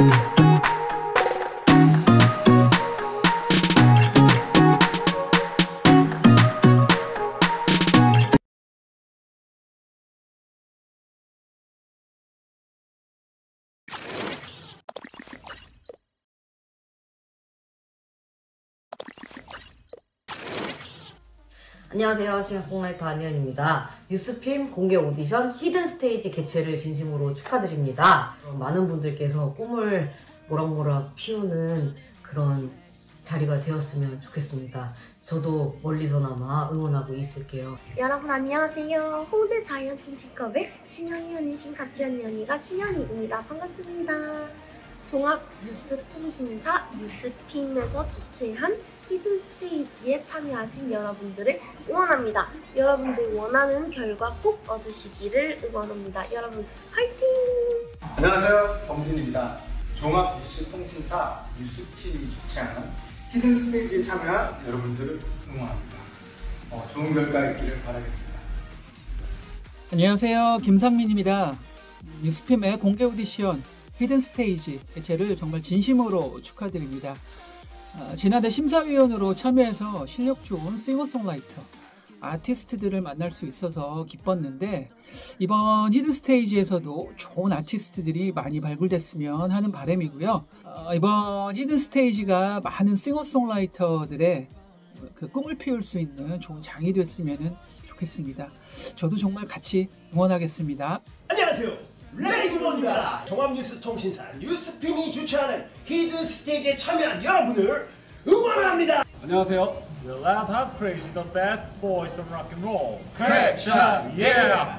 종합뉴스통신사 뉴스핌이 주최하는 히든 스테이지에 참여한 여러분 응원합니다. 좋은 결과 있기 바라요. 파이팅! 안녕하세요. PD 출신의 노래 채집가 주철환입니다. 제가 평소에 좋아하는 말이 있어요. 음악은 우리를 만나게 한다. 지금 히든 스테이지에서 미래의 어떤 음악인을 꿈꾸고 이미 또 준비된 역량을 갖춘 그런 젊은이들이 전 세계를 향하여 열린 그런 스테이지에서 대활약할 것을 믿어 의심치 않습니다. 다시 한번 여러분들의 미래를 응원합니다. 저는 가수 여행 스케치의 리더이자 또 싱어송라이터인 루카라고 합니다. 반갑습니다. 뉴스팀이 주관하는 히든 스테이지 많이 참석해 주시고 응원해 주시고 더 중요한 거는 상금에 눈 멀지 말고요. 여러분들의 새로운 레퍼런스와 또한 성장해 나가는 하나의 과정이 되기를 소망합니다. 안녕하세요. 싱어송라이터 제주소년의 박경환입니다. 종합 뉴스통신사 뉴스핌에서 주관하는 싱어송라이터 발굴 경연대회가 이렇게 새롭게 있다고 해서 동료 및 소개해드리려고 합니다.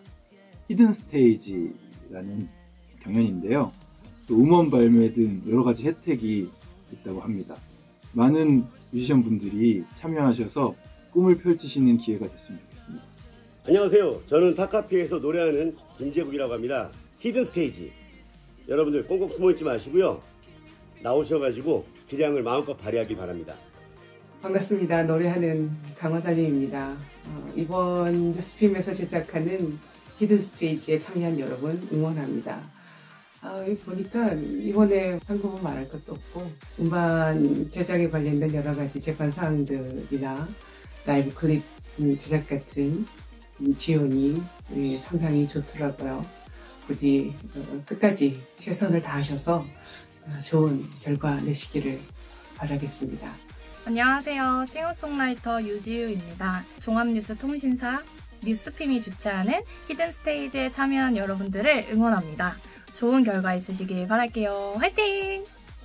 안녕하세요. 싱어송라이터 노드시카입니다. 종합뉴스통신사 뉴스핌이 주최하는 히든 스테이지, 히든 스테이지에 참여하는 여러분들을 진심으로 응원합니다.